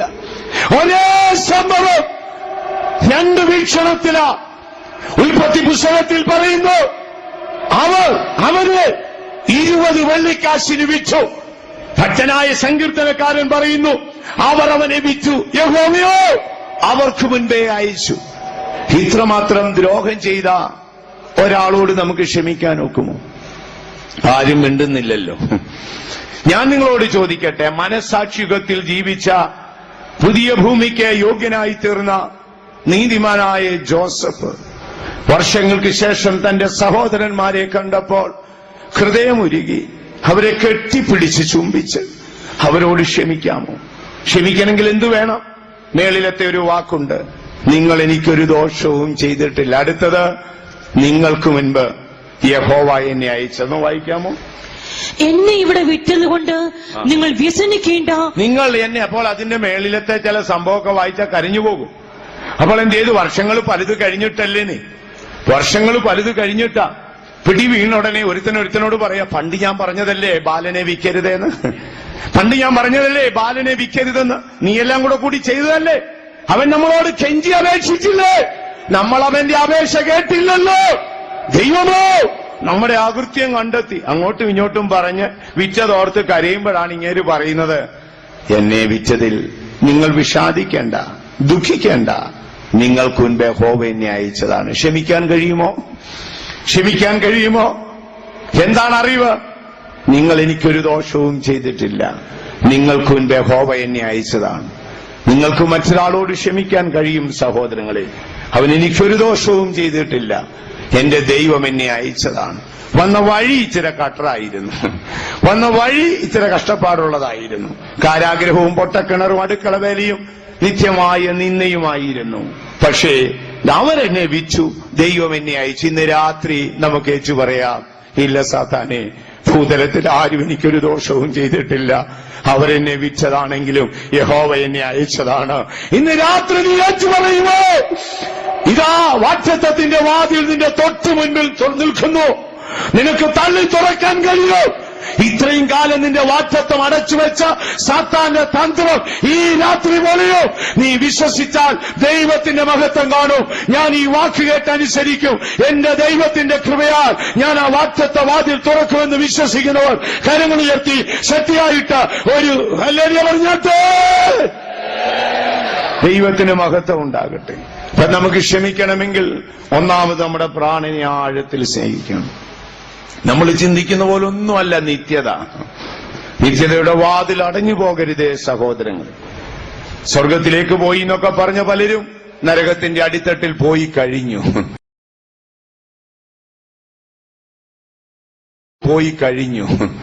ഓർത്തുകൊള്ളണമേ, എപ്പോഴാണ് മരണമെന്ന് അറിഞ്ഞുകൂടാ, എപ്പോഴാണ് മശിഹായുടെ മടങ്ങി വരുമെന്നും അറിഞ്ഞുകൂടാ. വാഗ്ദത്തം ചെയ്ത ദൈവം വിശ്വസ്തൻ. നിന്നോടുള്ള വാഗ്ദത്തങ്ങൾ നിവർത്തിക്കപ്പെടാതിരിക്കേണ്ടതിന് പിശാച് നിന്റെ മനസ്സിൽ അവന്റെ സിംഹാസനം സ്ഥാപിച്ച് ഹൃദയത്തിൽ ദുഷ്ടതയും ഈർഷ്യയും പകയും വെറുപ്പും വെച്ചല്ലേ നീ ദൈവത്തെ സേവിക്കുന്നത്. സമയം നിന്നെ വിട്ടുപോയിക്കൊണ്ടിരിക്കുന്നു. നമുക്ക് ദൈവത്തിങ്കൽ മടങ്ങിപ്പോകാം. സ്വന്തം പ്രാണനെ സ്നേഹിക്കുന്നുവെങ്കിൽ നമുക്ക് ക്ഷമിക്കാൻ കഴിയും. രണ്ടാമത്തേത് എന്താ ജോസഫ് പറയുന്നത്? നിങ്ങൾ എന്നെ വിറ്റതിൽ വിഷാദിക്കേണ്ട, നിങ്ങൾക്ക് മുൻപ് യഹോവ എന്നെ അയച്ചതാണ്. ഇനി അടുത്തൊരു ചോദ്യം എന്നറിയാമോ? നമ്മുടെ അപ്പച്ചൻ ജീവിച്ചിരിപ്പുണ്ടോ? നമ്മുടെ അപ്പച്ചൻ ജീവിച്ചിരിപ്പുണ്ടോ? ഉണ്ടെങ്കിൽ നിങ്ങൾ പോയി പറയണം, ജോസഫ് ഇപ്പോഴും ജീവിച്ചിരിക്കുന്നു. നമുക്ക് ക്ഷമിക്കാം സഹോദരങ്ങൾ, അല്ലെങ്കിൽ നടക്കത്തില്ല. ഞാൻ പറഞ്ഞല്ലോ, വെറുതെ ആയി പോകും. നമ്മൾ ഈ കഷ്ടപ്പെട്ടതും കൺവിഷം കൂടിയതും ഈ കാല് കുഴിച്ചിട്ടതും മലേരിയ പറഞ്ഞതും എന്റെ തമ്പുരാനെ തിന്നതും എടുത്തതും പോയതും എല്ലാം സ്വർഗത്തിൽ ചെല്ലുമ്പോ ഞാൻ പറഞ്ഞില്ലേ, ഞാനും ഇത്ര ആഴത്തിൽ ചിന്തിച്ചില്ല. കഴിഞ്ഞിടയ്ക്ക് അദൃശ്യമായി എന്റെ ഒരു സ്നേഹിതനെ ഒരു കത്തോലിക്കയിലെ ഒരു സന്യാസി മഠത്തിലുള്ള ആ ഒരു ഭക്തന്റെ പ്രസംഗമാണ്. അപ്പൊ അദ്ദേഹം ഇതിന്റെ ഡീപ്പ് കാര്യം പറഞ്ഞപ്പോൾ ഞാനും ഞെട്ടിപ്പോയി. എന്തൊരിത് താൻ പറയുന്നു, അടഞ്ഞുപോയി. തന്നോട് ഈശോ പറഞ്ഞതാണെന്നാ താൻ പറഞ്ഞത്. ഈശോ തന്നോട് പറഞ്ഞു, ഏറ്റവും വലിയ വിഷയം ഇതാണ്. ഡോക്ടറേറ്റ് എടുക്കുവാൻ ഇംഗ്ലണ്ടിൽ പോകുന്നതല്ല വിഷയം, ഇതാണ് വിഷയം. ഓർത്തുകൊള്ളണം സഹോദരങ്ങളെ, നമുക്ക് പരമാർത്ഥതയോടെ കർത്താവിന്റെ അടുക്കൽ പോകാം. നിന്നെ കർത്താവ് സൗഖ്യമാക്കും. അടയ്ക്കപ്പെട്ട വാതിൽ നിനക്ക് തുറന്നു തരും. നിന്റെ കുഞ്ഞുങ്ങൾ ഭൂമിയിൽ അനുഗ്രഹിക്കപ്പെടും. ദേശത്ത് നീ അനുഗ്രഹിക്കപ്പെടും. ആലയത്തിലെ നന്മയും ദേശത്തിലെ നന്മയും നിനക്ക് തരും. ഇതുവരെയും ശത്രുവിന്റെ കാൽ കീഴിലാണെങ്കിൽ ഇന്നു മുതൽ ശത്രു നിന്റെ കാൽ കീഴിലായിരിക്കും. നീ ദൈവവചനം കേട്ടനുസരിച്ചാൽ ദൈവം നിന്നെ സിയോനിൽ നിന്ന് അനുഗ്രഹിക്കും. അടുത്തത് നമുക്ക് ക്ഷമിക്കണമെങ്കിൽ അടുത്ത അറിവ് ഏതാണെന്ന് നോക്കിയാൽ നമുക്കൊരു സ്വർഗീയ ദർശനം വേണം സഹോദരങ്ങളെ. സ്തെഫാനോസ് എന്ന് പറയുന്ന ഭക്തനെ കല്ലെറിഞ്ഞു കൊല്ലുവാൻ അവർ കല്ലെറിഞ്ഞു. ദ്രോഹമൊന്നും ചെയ്തില്ല. അദ്ദേഹത്തിന്റെ ഒരു പ്രസംഗമേ ബൈബിളിലുള്ള ഒരു പ്രസംഗം. ഞാൻ പലപ്പോഴും ചിന്തിച്ചിട്ടുണ്ട്, അദ്ദേഹം ഒരു 50 കൊല്ലം ശുശ്രൂഷകനായിരുന്നെങ്കിൽ എത്ര ആഴത്തിലുള്ള പ്രസംഗങ്ങൾ പിൻഗാമികൾക്ക് കിട്ടുമായിരുന്നു. പൗലോസ്ലീഹായൊന്നും അതിന്റെ മുമ്പിൽ ആരുമല്ലായിരുന്നു.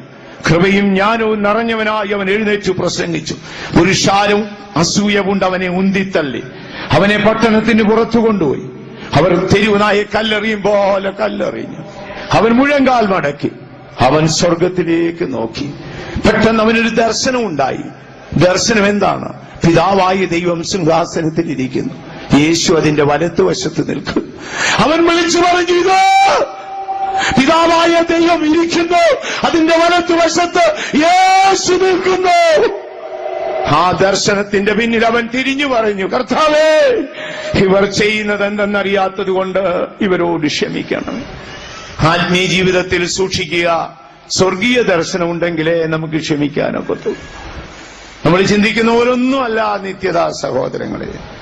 പല കാര്യങ്ങളുടെ ആഴങ്ങൾ പഠിക്കുമ്പോൾ നമ്മുടെ പ്രാണൻ ദൈവസിംഹാസനത്തിനു മുമ്പിൽ വിറയ്ക്കേണ്ടി വരും. ഇതൊക്കെ യേശു തിരുവായി മൊഴിഞ്ഞു പറഞ്ഞ വാക്കുകളാണ്.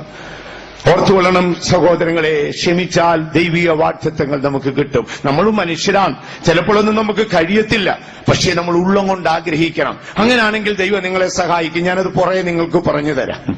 അപ്പോൾ ഓർത്തുകൊള്ളണമേ, ക്ഷമിക്കണമെങ്കിൽ നമ്മുടെ സ്വന്തം പ്രാണനെ ആഴത്തിൽ സ്നേഹിക്കണം. സ്വന്തം പ്രാണനെ ആഴത്തിൽ നമ്മൾ എന്ത് ചെയ്യണം? നമ്മൾ സ്നേഹിക്കണം. സ്വന്തം പ്രാണനെ ആഴത്തിൽ സ്നേഹിക്കണം. എങ്കിലേ കർത്താവെ, ഞാൻ ക്ഷമിച്ചാലേ എന്നോട് ക്ഷമിക്കത്തുള്ളല്ലോ. അപ്പൊ ദൈവം നീതിയല്ലേ? എന്നെ പ്രതിയും നിങ്ങളെ പ്രതിയും മറ്റാളെ പ്രതിയും ചെയ്യാനൊക്കെ ഒക്കത്തില്ലല്ലോ. ദൈവം നീതിമാനല്ലേ? രണ്ടാമത്തെ വിഷയം ഏതാണ്? ഒരാഴത്തിൽ അറിവുണ്ടാകണം. അവൻ എനിക്കൊരു ദോഷവും ചെയ്തില്ല, അവരാരും ചെയ്തിട്ടില്ല. ചെയ്തെന്താണ്? ദൈവം എന്നെ അയച്ചതാണ്. എത്ര പേർക്ക് പറയാം? ഞാൻ നിങ്ങളോട് പറയട്ടെ, ചില ദിവസങ്ങൾക്ക് തൊട്ടു മുൻപായിട്ട് ഞാനൊരു മീറ്റിംഗ് സ്ഥലത്ത് പോകുമ്പോൾ ഒരു പെൺകുട്ടി അവിടെ യാക്കോബ പശ്ചാത്തലത്തിൽ നിന്ന് പ്രാർത്ഥിക്കാൻ, ഞാൻ ഈ ക്ഷമയുടെ ഏതോ ഒരു കാര്യം പറഞ്ഞു. മീറ്റിംഗ് തീർന്ന ഉടനെ അവിടുത്തെ ബ്രദറിനെ കണ്ടിട്ട് എന്റെ മുറിയിൽ വന്ന് എന്നോട് സംസാരിച്ചു. അപ്പോൾ പറഞ്ഞ വാക്കേ, അവളുടെ 2 ആൺകുഞ്ഞുങ്ങളെയും അവളുടെ ഭർത്താവിന്റെ ജ്യേഷ്ഠൻ കൊന്നുകളഞ്ഞു. അവനിപ്പോൾ തിരുവനന്തപുരം സെൻട്രൽ ജയിലിൽ കിടക്കുകയാണ്. നമ്മളൊന്ന് ചിന്തിച്ച്, എന്തിനാണെന്ന് അറിഞ്ഞുകൂടാ. അവനൊരു മാനസികപ്രതി തോന്നി. അവൾ പറയാണ്, ഞാൻ ജോലി കഴിഞ്ഞ് വരുമ്പോ ഒരു കുഞ്ഞ് ബെഡ്റൂമിലും ഒരു കുഞ്ഞ് കിച്ചണിലും കഴുത്തറത്ത് കിടക്കുക. വാസ്തവത്തിൽ അതെങ്ങനെ മറക്കാൻ ഒക്കും? അതെങ്ങനെ ക്ഷമിക്കാൻ ഒക്കും? ഇല്ല, എനിക്ക് മറക്കാനും ക്ഷമിക്കാനും ഒക്കത്തില്ല. എന്ത് ചെയ്യും? അവനിപ്പോൾ കുറ്റവാളി, അവന് ജീവപര്യന്തം തടവ് കിട്ടി ജയിലറയിൽ അടയ്ക്കപ്പെടും. എന്നോട് പറഞ്ഞാണ്, ഞാൻ എങ്ങനെ ക്ഷമിക്കും? ക്ഷമിക്കാൻ ഒക്കുവോ? ഞാനൊരു അമ്മയല്ലേ? അപ്പൊ ഞാൻ പറഞ്ഞു, സിസ്റ്റർ, നീ ക്ഷമിച്ചാൽ കർത്താവ് കരുണ തോന്നി, മക്കൾ ദൈവത്തിന്റെ ദാനമാണ്, നിനക്ക് നഷ്ടപ്പെട്ടെങ്കിൽ ദൈവം നിനക്കൊരു നല്ല കുഞ്ഞിനെ തരും. ഉടനെ അവളുടെ കണ്ണുകൾ നിറഞ്ഞൊഴുകി എന്റെ തൊട്ട് മുമ്പിൽ നിൽക്കുകയാണ്. കൈകൾ കൂപ്പി, ഞാൻ ക്ഷമിക്കാം, ഞാൻ ക്ഷമിക്കാം. ആ വചനം സത്യമാണെങ്കിൽ ഞാൻ ക്ഷമിക്കാം. ദൈവത്തിന് നിന്നോടുള്ള വാഗ്ദത്തം നിവർത്തിച്ചു തരും. നിനക്കൊരു കുഞ്ഞിനെ തരും. നിനക്കിപ്പോൾ നഷ്ടബോധമേ ഉള്ളൂ. അവന് നഷ്ടബോധവും കുറ്റബോധവും ഉണ്ട്. അവന്റെ പ്രാണൻ സമുദ്രമധ്യേ അലയുന്ന പ്രാവിനെ പോലെയാണെന്ന് പറഞ്ഞുടനെ യാക്കോബ പശ്ചാത്തലത്തിലുള്ള പെൺകുട്ടിയാണ്. അവൾ കൈകൂപ്പിക്കൊണ്ട് പറഞ്ഞു, ഞാൻ ക്ഷമിക്കാം പാസ്റ്റർ. എണ്ണപ്പെട്ട ദിനങ്ങൾക്ക് മുൻപ് ഞാൻ അവസാനം പോയ മീറ്റിംഗിൽ നടന്ന സംഭവമാണ് പറഞ്ഞത്. ദൈവവാഗ്ദത്തം നിവർത്തിക്കണമെങ്കിൽ നമ്മൾ ക്ഷമിച്ചേ ഒക്കത്തുള്ളൂ സഹോദരങ്ങളെ. നന്നായിട്ട് അറിഞ്ഞാട്ട് എന്താണ് പറയുന്നത്? നമുക്കൊരു സ്വർഗീയമായ ദർശനം വേണം. സ്തെഫാനോസ് കല്ലേറേൽക്കുമ്പോൾ അദ്ദേഹം സ്വർഗത്തിലേക്ക് നോക്കിയിട്ട് പറഞ്ഞു, ഇതാ യേശു നിൽക്കുന്നു. യേശുവിന്റെ ദൈവികമായ ദർശനമുള്ളവർക്കേ ക്ഷമിക്കാനൊക്കത്തുള്ളൂ. നമ്മുടെ എല്ലാം ചിന്ത എന്തെന്നറിയാം, നമുക്ക് ആർക്കാണ്ട് അവിടെ ഒരു 5-6 ഏക്കർ എഴുതിയിട്ടേക്കുക. അങ്ങനെ നമ്മളൊരു 5-6 ഏക്കർ എഴുതിയിട്ടിരിക്കുക. പിന്നെ നമ്മളും അങ്ങ് ഡിവൈഡ് ചെയ്ത് വെച്ചിരിക്കുകയാണ്. അവർക്ക് സിയോൻ, ഇവർക്ക് യെരൂശലേം,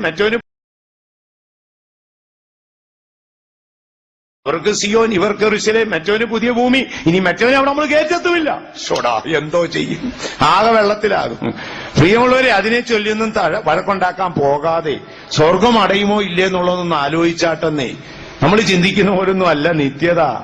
പ്രാഥമികമായ ഫസ്റ്റ് സ്റ്റെപ്പിൽ പോലും കയറാനൊക്കാത്ത നമ്മുടെ അവസ്ഥ എത്ര ഭയാനകം. ആകയാൽ നമുക്ക് ദൈവത്തിങ്കൽ പോകാം, നമ്മുടെ അവസ്ഥകളെ ദൈവത്തോട് പറയാം. യേശു പറഞ്ഞു, ഹൃദയപൂർവ്വം ക്ഷമിക്കണം. ഒക്കുന്നില്ലേ ദൈവത്തോട് പറഞ്ഞാട്ട് ഈ രാത്രി ദൈവസ്നേഹം കൊണ്ട് നിന്റെ ഹൃദയം നിറയ്ക്കും.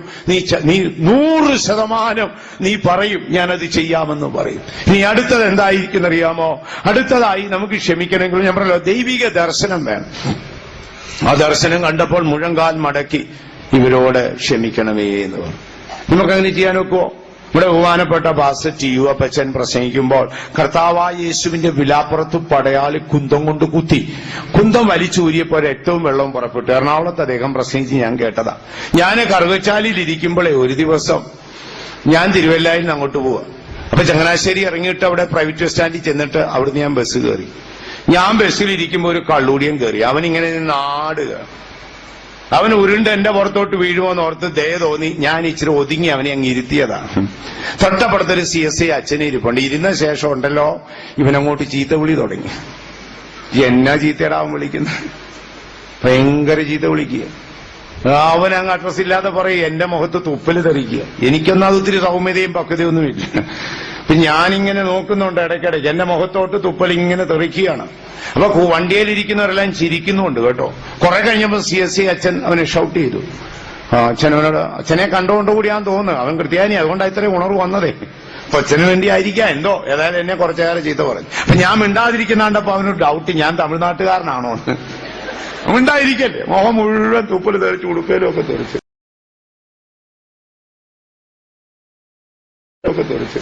ഞാൻ മിണ്ടിയില്ല.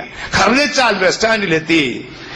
അവൻ ഇറങ്ങാൻ തുടങ്ങിയപ്പോ ഞാൻ തോളത്ത് തൊട്ടിട്ട് പറഞ്ഞു, എടാ നീയേ നല്ല ഒരു വ്യക്തിത്വമുള്ള മനുഷ്യനല്ലേടാ. പേപ്പട്ടി പോലും കുടിക്കാത്ത ഈ കരിയോല് കുടിച്ചാണോടാ ജീവിക്കുന്നത്. ഈ പോക്കുപോയ നിന്റെ അവസാനം നരകമല്ലേടാ. അപ്പോഴാണ് അവന് മനസ്സിലായത് ഞാൻ മലയാളിയാ. കുട്ടീനെ അവൻ പേടിച്ചു. അവൻ പറഞ്ഞു, എന്നെ പ്രാകരുത്, എന്നെ ശപിക്കരുത്. ഞാൻ പറഞ്ഞു, പ്രാകത്തുമില്ല ശപിക്കത്തുമില്ല, അപ്പൊ എന്നോട് ക്ഷമിക്കണം. അപ്പൊ ഞാനേ ഈ പാസ്റ്റപ്പച്ചന്റെ ശബ്ദം എന്റെ കാതിൽ ഇങ്ങനെ കേൾക്കുകയാണ്. പടയാളി ഒച്ച കുത്തുകുത്തി കുന്ത ഊരിയപ്പോൾ രക്തവും വെള്ളവും പുറപ്പെട്ടു. ക്ഷമിക്കുന്നെങ്കിൽ ഇപ്പം ക്ഷമിക്കണം, ക്ഷമിക്കുന്നെങ്കിൽ ഇപ്പം ക്ഷമിക്കണം, ക്ഷമിക്കുന്നെങ്കിൽ ഉടനെ രക്തവും വെള്ളവും പുറപ്പെട്ടു. അതെന്റെ കാതിൽ കേട്ടോണ്ട് തുപ്പല് മുഖത്ത് വീണോണ്ടിരുന്നു. ഇറങ്ങാൻ നേരം ഇവൻ എന്നോട് പറയാ, എന്നോട് ക്ഷമിക്കണം. ഞാൻ പറഞ്ഞു, ക്ഷമിച്ചു. അങ്ങനെ ക്ഷമിച്ചെന്നുണ്ടെങ്കിൽ അവന്റെ ഈ 2 പൊതിയിരിക്കുക. ഒന്ന് പെരിഞ്ചീരകോ ഒന്ന് ഉഴുന്നുവടയും. അവൻ പിള്ളേർക്ക് മേടിച്ചോണ്ട് പോവാണെന്നേ. ഇതിലേതെങ്കിലും ഒന്ന് ഞാൻ മേടിക്കണം. എന്തോ ചെയ്യും? അത് മുഴുവൻ തുപ്പല് തെറിച്ച് ഒരു പരുവത്തിൽ നനഞ്ഞിരിക്കുക. ഒന്നിൽ അത് മേടിക്കണം, അല്ലെ ഇത് മേടിക്കണം. ഞാൻ പറഞ്ഞിട ഇത് രണ്ടും എനിക്ക് വേണ്ട, ഞാൻ നിന്നോട് ക്ഷമിച്ചു. അതൊക്കത്തില്ല, ക്ഷമിച്ചു പാസ്റ്റർ, എന്നോട് ക്ഷമിച്ചെങ്കിൽ എന്റെ നീ പൊതി മേടിക്കണം. പക്ഷെ എന്ത് ചെയ്യും? വണ്ടി പോണ്ടേ. ഇച്ചിരി കഴിഞ്ഞപ്പോ ആ കണ്ടക്ടർ ചെവി വന്നിട്ട് പറയാ, പാസ്റ്ററെ അതങ്ങ് ഒരു പൊതി അങ്ങ് മേടിയില്ലേ, പോകുമ്പോ അങ്ങ് തോട്ടിക്കളഞ്ഞേരെ, ഞങ്ങൾക്ക് വണ്ടി വിടണ്ടേ. എന്തോ ചെയ്യും? അവസാനം ഞാനൊരു പൊതി മേടിച്ചു. അവൻ വണ്ടിയെന്ന് ഇറങ്ങണ്ടേ. അപ്പൊ ദൈവമക്കളെ, ഒരു സത്യം ഓർത്തുകൊള്ളണേ. നമ്മുടെ പിതാക്കന്മാരായ വിശുദ്ധന്മാർ പറഞ്ഞ വാക്കുകൾ നിങ്ങളുടെ ഓർമ്മയിലൊന്ന് എഴുതി സൂക്ഷിച്ചാട്ടെ. അവരൊക്കെ അങ്ങനെ ജീവിച്ചിട്ട് നമ്മളോട് പറഞ്ഞവരാണ്. ഓർത്തുകൊള്ളണമേ, നമ്മുടെ വാക്കുകൾ, ആ കാര്യങ്ങൾ ആഴത്തിൽ ഒരു ദൈവിക ദർശനം നമുക്കുണ്ടാകണം. അടുത്ത ഭാഗത്തേക്ക് നമുക്ക് പോകാം. അടുത്തത്, നമുക്ക് ഇങ്ങനെ ക്ഷമിക്കണമെങ്കിൽ പൗലോസ്ലീഹ പറയുന്നത് പരിജ്ഞാനത്തെ കവിയുന്ന ക്രിസ്തുവിന്റെ സ്നേഹം ഉണ്ടെങ്കിലേ ഒക്കത്തുള്ളൂ. പരിജ്ഞാനത്തെ കവിയുന്ന ക്രിസ്തുവിന്റെ സ്നേഹം. അപ്പൊ എനിക്ക് പരിജ്ഞാനമുണ്ട് പല കാര്യങ്ങളെക്കുറിച്ചും. വലിയ പരിജ്ഞാനം ഇല്ലെങ്കിലും ബൈബിളിലെ കാര്യം, ഭാവിയുടെ അവസ്ഥ, ദുഷ്ടന്റെ ഗതി, നരകത്തിന്റെ അവസ്ഥയൊക്കെ ഉണ്ട്. അപ്പൊ എന്റെ പരിജ്ഞാനം വെച്ചാണ് ഞാൻ ചെയ്യുന്നെങ്കിൽ എനിക്ക് ബഹുമാനപ്പെട്ട ബ്രദർ സിബിയുടെ തെറ്റുകളെ അദ്ദേഹത്തോട് ക്ഷമിക്കാനൊക്കത്തില്ല. എന്റെ പരിജ്ഞാനം പറയുകയാണ് അതങ്ങനെയാണ് ഇങ്ങനെയാണ്. എന്റെ പരിജ്ഞാനം ഇരിക്കുന്നിടത്തോളം കാലം എനിക്ക് ക്ഷമിക്കാനൊക്കത്തില്ല. പക്ഷേ എന്റെ പരിജ്ഞാനത്തിന് മീതെ കവിയുന്ന ക്രിസ്തുവിന്റെ സ്നേഹം ഉണ്ടെങ്കിൽ, നിങ്ങളെ ഒരു ഉറവയിൽ ചെന്ന് നോക്കണം. ഉറവ കണ്ടിട്ടില്ലേ? ആ ഉറവ ഇങ്ങനെ വെള്ളം ഒഴുകുമ്പോൾ നിങ്ങളൊരു പാറക്കഷ്ണം എടുത്ത് ആ ഉറവയിലോട്ട് ഇടണം. അപ്പോൾ എന്ത് ചെയ്യുന്നറിയോ? കുറെ നേരം ഈ വെള്ളം ഇങ്ങനെ ഒഴുകി ഒഴുകി ഒഴുകി വന്ന് ആ പാറയിൽ അവിടെ തടഞ്ഞു നിൽക്കും. ഇച്ചിരി കഴിയുമ്പോൾ ഈ ഉറവ ഇങ്ങനെ കവിഞ്ഞ് പാറയെ കവിഞ്ഞൊഴുകി അതിന്റെ വഴിക്കങ്ങ് പോകും. ഇതാണ് ക്രിസ്തുവിന്റെ പരിജ്ഞാനം, അല്ലേ? പരിജ്ഞാനത്തെ കവിയുന്ന ക്രിസ്തുവിന്റെ സ്നേഹം. ഇതില്ല സഹോദരങ്ങളെ. നമ്മുടെയിലൊക്കെ ഉള്ള സ്നേഹം എന്ന് പറയുന്നത് ഒരു സ്പൂണിനകത്ത് എടുക്കാനുള്ളതേ ഉള്ളൂ. അത് നമുക്ക് തന്നെ ഇല്ല. ഇതുകൊണ്ടൊക്കെയാ നമുക്ക് ഒക്കാത്തത്. വേദപുസ്തകം പഠിച്ചാൽ ഇതൊക്കെ നടക്കും, നമ്മൾ ശ്രദ്ധിക്കുന്നില്ല. പരിജ്ഞാനത്തെ കവിയുന്ന ക്രിസ്തുവിന്റെ സ്നേഹമെന്നാ. ഞാൻ ഉദാഹരണം നിങ്ങളോട് പറയാം. സഹോദരിമാർ സാധാരണ കെഞ്ചിങ്കരെ പോയി വെള്ളം കോരുമ്പോൾ മഴക്കാലത്ത് ചിലപ്പോൾ കാല് തെറ്റി പത്തോന്ന് വീഴും. പത്തോന്ന് വീണ് അവരുടെ നടുവൊടിയോ നടുവുളുക്കൊക്കെ ചെയ്തെന്നിരിക്കട്ടെ, 2-3 ദിവസമൊക്കെ ചൂട് വെച്ച് എണ്ണ തേച്ചൊക്കെ ഇരിക്കും. ഇടയ്ക്കിടയ്ക്ക് ആ വേദന വരും. നിങ്ങൾ ആരെങ്കിലും ആ കിണറ്റിൻകരയെ പ്രാകാറുണ്ടോ? കിണറ്റിൻകരയിൽ ഉരുണ്ട് വീണെന്ന് പറഞ്ഞ് കിണറ്റിൻകരയെ പ്രാഗിയവരാരെങ്കിലും ഉണ്ടോ? ഒറ്റ കുഞ്ഞുങ്ങളും ഇല്ല. നടുവിന് വേദനയുണ്ട്, ഇടയ്ക്കിടയ്ക്ക് വേദനയാണ്, ചൂട് വെക്കണമെങ്കിലും നമ്മളെ പ്രാകാറില്ല. എന്നാൽ ഞാൻ ചോദിക്കട്ടെ, നിങ്ങളുടെ പ്രിയപ്പെട്ട ഭർത്താവ് നിങ്ങൾ എന്തോ പറഞ്ഞു, അദ്ദേഹത്തിന് ഇഷ്ടപ്പെട്ടില്ല, കാലുമടക്കി ഒരെണ്ണം തന്നു, നടുവിന് കൊണ്ടു, നടുവിന്റെ അവിടുത്തെ ഒരു മസിൽ ചരിഞ്ഞു, കൊണ്ടത് എന്തിനായിക്കൊള്ളട്ടെ, അതിങ്ങനെ ഇടയ്ക്ക് ചൂടൊക്കെ വെച്ചാലും ഇടയ്ക്കിടയ്ക്ക് വേദന വരുമ്പോൾ പറയാം, അയ്യോ ആ കാലം ഞാൻ മുടിഞ്ഞവൻ എന്നെ ഇടിച്ചതാണ് എന്ന് പറഞ്ഞു. പറയാറില്ലേ സഹോദരങ്ങളെ? കാരണം എന്താ? നമുക്കൊരു വിലയിരുത്തലുണ്ട്. കിണച്ചിങ്കരയിൽ ഉരുണ്ടു വീണ നമ്മുടെ നട്ടല്ലൊടിഞ്ഞപ്പം കിണച്ചിങ്കരയെ നമ്മൾ പ്രാകാറില്ല. പക്ഷെ മറ്റൊരാള് നമ്മളെ ചെയ്തപ്പോൾ അത് ഓർത്തിരുന്ന് പറയാറുണ്ട്. കാരണം എന്താ? നമുക്കറിയാം കിണച്ചിങ്കരെ പറഞ്ഞിട്ട് കാര്യമില്ല. നമ്മുടെ കുഞ്ഞു കുശൃതി പിള്ളാരില്ലേ, അവന്മാരെന്തേലുമൊക്കെ കുശൃതി കാണിച്ച് മേശ വഴി കയറി എടുത്തു മറിയും, മേശയോടെ ഉരുണ്ടു വീഴും, അവങ്ങേന്ന് പോകും. ഇപ്പൊ തള്ള ഇങ്ങോട്ട് പിടിച്ചോണ്ടെന്നിട്ട് എടാ കുഞ്ഞിനെ നോവിച്ചോടാന്ന് ചോദിച്ചിട്ട് മേശയ്ക്കിട്ട് 2 അടി അടിക്കും. കണ്ടോ? അവന് സമാധാനമായി. ശ്രദ്ധിച്ചിട്ടുണ്ടോ? അവന്റെ വേദനയും പോയി, അവന് സമാധാനമായി. അമ്മ മേശയ്ക്കിട്ട് 2 എണ്ണം കൊടുത്തല്ലോ. പക്ഷെ അവന് 20 വയസ്സുള്ളപ്പോ മേശയ്ക്കിട്ട് തല്ലി അവൻ പറയും തള്ള വേറെ പണി പോയി നോക്കാൻ പറയും. കാരണം എന്താ? അവനറിവായി മേശയ്ക്ക് ബോധമില്ലെന്ന്. അപ്പോൾ പലപ്പോഴും നമ്മുടെ പരിജ്ഞാനം ആ സഹോദരങ്ങളെ നമ്മളെ ഇട്ട് കറക്കുന്ന. ഇനി ഞാൻ നിങ്ങളോട് പറയാം, നമ്മുടെ പരിജ്ഞാനം നമ്മൾ വിലയിരുത്തും. പണ്ടൊരു പ്രതിസന്ധിയുടെ മുഖത്ത് ഞാനൊരാൾ ദൈവത്തോട് പറഞ്ഞു, കർത്താവേ അത് വേറെ ആരെങ്കിലും ഒക്കെ ആണെങ്കിൽ ക്ഷമിക്കാം, ഞാനതൊന്നും ക്ഷമിക്കാൻ ഒക്കത്തില്ല. അത് വേറെ ആരെങ്കിലും കൊച്ചൊരാളായിരുന്നെങ്കിൽ ഞാൻ ക്ഷമിക്കാം. ഇത്രയും വലിയ ആൾ, ഇത്രയും ഇങ്ങനെ അങ്ങനെയൊക്കെ ഉള്ള ആളല്ലേ, അത് ഞാൻ ക്ഷമിക്കത്തില്ലെന്ന് പറഞ്ഞു. ഞാൻ ക്ഷമിക്കുന്ന പരിപാടിയില്ല. എന്നിട്ട് ഞാൻ ഒരു 5-6 പേരെ ലിസ്റ്റ് എഴുതി വെച്ചു പറഞ്ഞു, ഇന്നാരൊക്കെ ആണെങ്കിൽ ക്ഷമിക്കാന്ന് പറഞ്ഞു. കുറെ ദിവസം കഴിഞ്ഞപ്പോ യേശുവിനോട് ചോദിച്ചു, അതെന്താ ക്ഷമിക്കാത്തത്? അവര് വലിയവരും ഇവര് ചെറിയവരും. യേശുവിനോട് ചോദിച്ചു, അവര് വലിയവരാണെന്ന് നിന്നോട് പറഞ്ഞത് ആരാണ്? അവിടെയാ കുഴഞ്ഞു പോയി. എടാ, അവര് വലിയവരാണെന്ന് നിന്നോട് പറഞ്ഞത് ആരാ? നിന്റെ ദൃഷ്ടിയിൽ അവര് വലിയവരും മറ്റവര് ചെറിയവരുമാണോ? അവർ വലിയവരും ഇവർ ചെറിയവരുമാണെന്ന് പറഞ്ഞത് ആരാണ്? അപ്പോ നമുക്ക് ക്ഷമിക്കാൻ കഴിയാത്ത വിഷയം എന്താണ്? നമ്മുടെ പരിജ്ഞാനം, നമ്മുടെ അറിവ്. ഞാൻ പറയില്ലേ, ചിലരൊക്കെ ഇങ്ങനെ ഓർമ്മയിൽ എഴുതി സൂക്ഷിച്ചു വെക്കും. ദൈവമക്കളെ, അതൊന്നും സംഭവിക്കരുതേ. നരകം വാവിളർന്ന് വിഴുങ്ങുമേ. ഈ ലോകത്തിലുമില്ല, നിത്യതയിലും ഇല്ലാതായി പോകരുത്. അപ്പൊ നമുക്ക് ക്ഷമിക്കണമെങ്കിൽ എന്ത് വേണമെന്നറിയാമോ? പരിജ്ഞാനത്തെ കവിയുന്ന ക്രിസ്തുവിന്റെ സ്നേഹം ഉണ്ടെങ്കിൽ ക്ഷമിക്കാം. അങ്ങനെയാണെങ്കിൽ പിന്നെ നമ്മളിതിന്റെ ആഴങ്ങളൊന്നും തേടാനൊന്നും പോകത്തില്ലെന്നേ. നമ്മളിതിന്റെ ആഴങ്ങളൊന്നും തേടി അങ്ങനെ പോകല. നമുക്കൊരു പാസ്റ്റർ ഉണ്ടായിരുന്നു, ദാനിയേലൂട്ടിച്ചാൻ, ചെങ്ങന്നൂർ ദാനിയേലൂട്ടിച്ചാൻ. അദ്ദേഹത്തെ നിങ്ങൾക്കൊക്കെ പരിചയം കാണും, നമ്മുടെ മധ്യ തിരുവിതാംകൂറുകാരനാണ്. അപ്പൊ അദ്ദേഹം എന്തെങ്കിലും തെറ്റുകൾക്ക് പിടിക്കപ്പെട്ടാൽ ചോദിക്കും, തെറ്റാണെന്ന് ബോധ്യമുണ്ടോ? കൊണ്ട് പാസ്റ്റപ്പച്ച പൊയ്ക്കോ, മേലിൽ ആവർത്തിക്കരുത്. ഭയങ്കര വാക്ക്. ചില കാര്യങ്ങൾക്കോ ഭയങ്കര കർക്കശക്കാരനാണ്. ഒരിക്കലൊരാൾ എന്നോട് പറഞ്ഞൊരു കാര്യത്തിൽ തന്നെ പിടിക്കപ്പെട്ട് മുറിയിൽ കൊണ്ടുനിർത്തുമ്പോ ഒച്ച വാക്ക് ചോദിച്ചു, നീ ചെയ്തത് തെറ്റാണെന്ന് ബോധ്യമുണ്ടോ? കൊണ്ട് പാസ്റ്റപ്പച്ച ശരി, പൊയ്ക്കോ, മേലിൽ ആവർത്തിക്കരുത്. അതിന്റെ വിവർത്തനങ്ങളോ അതിന്റെ ആഴങ്ങളോ ഒന്നും തേടാൻ അദ്ദേഹം നിന്നില്ല.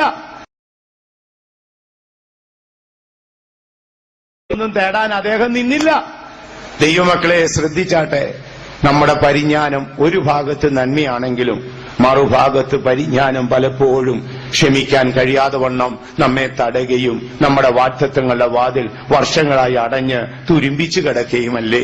ഇന്ന് രാത്രി നമുക്ക് യേശുവിന്റെ അടുക്കൽ പോകണം. കർത്താവേ, വാഗ്ദത്തങ്ങളെല്ലാം തുറന്നു തരണം. ഇനി നമുക്ക് 1-2 കാര്യങ്ങൾ കൂടെ ഉണ്ട്, അതുകൂടെ ഞാൻ പെട്ടെന്ന് പറയാം.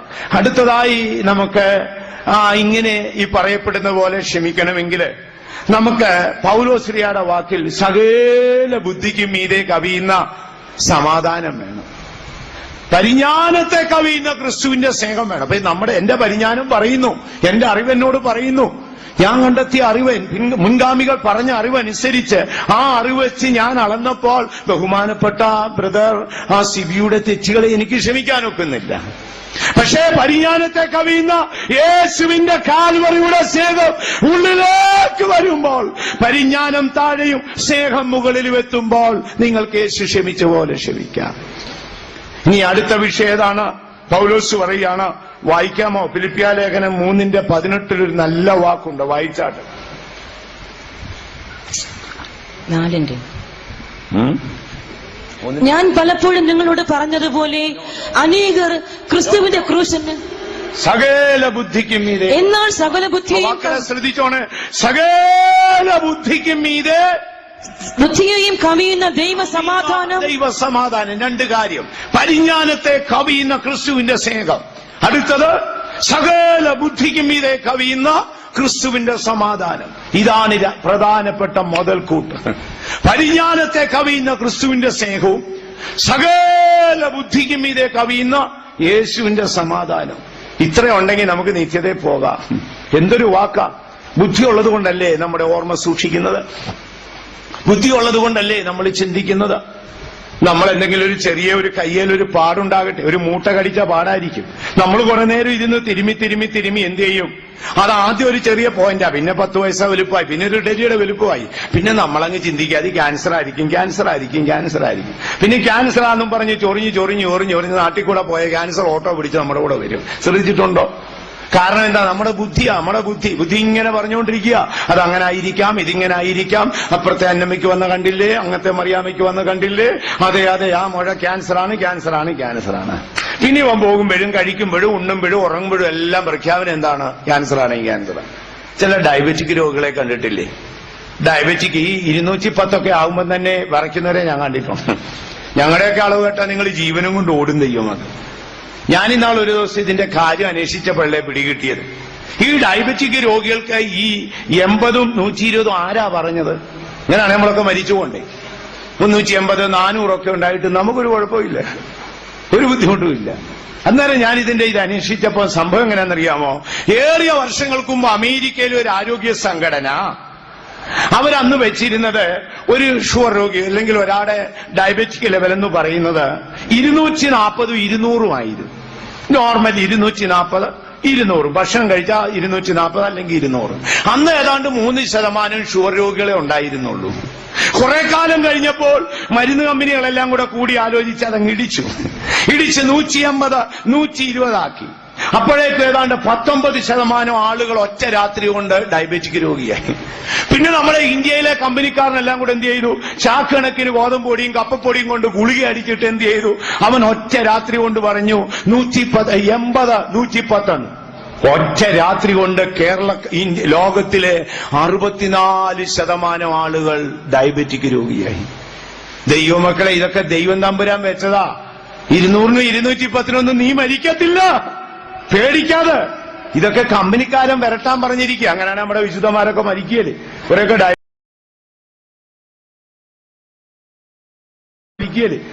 ഡയബറ്റിക്കിന്റെ ലെവൽ നോക്കിയാൽ ഓടും.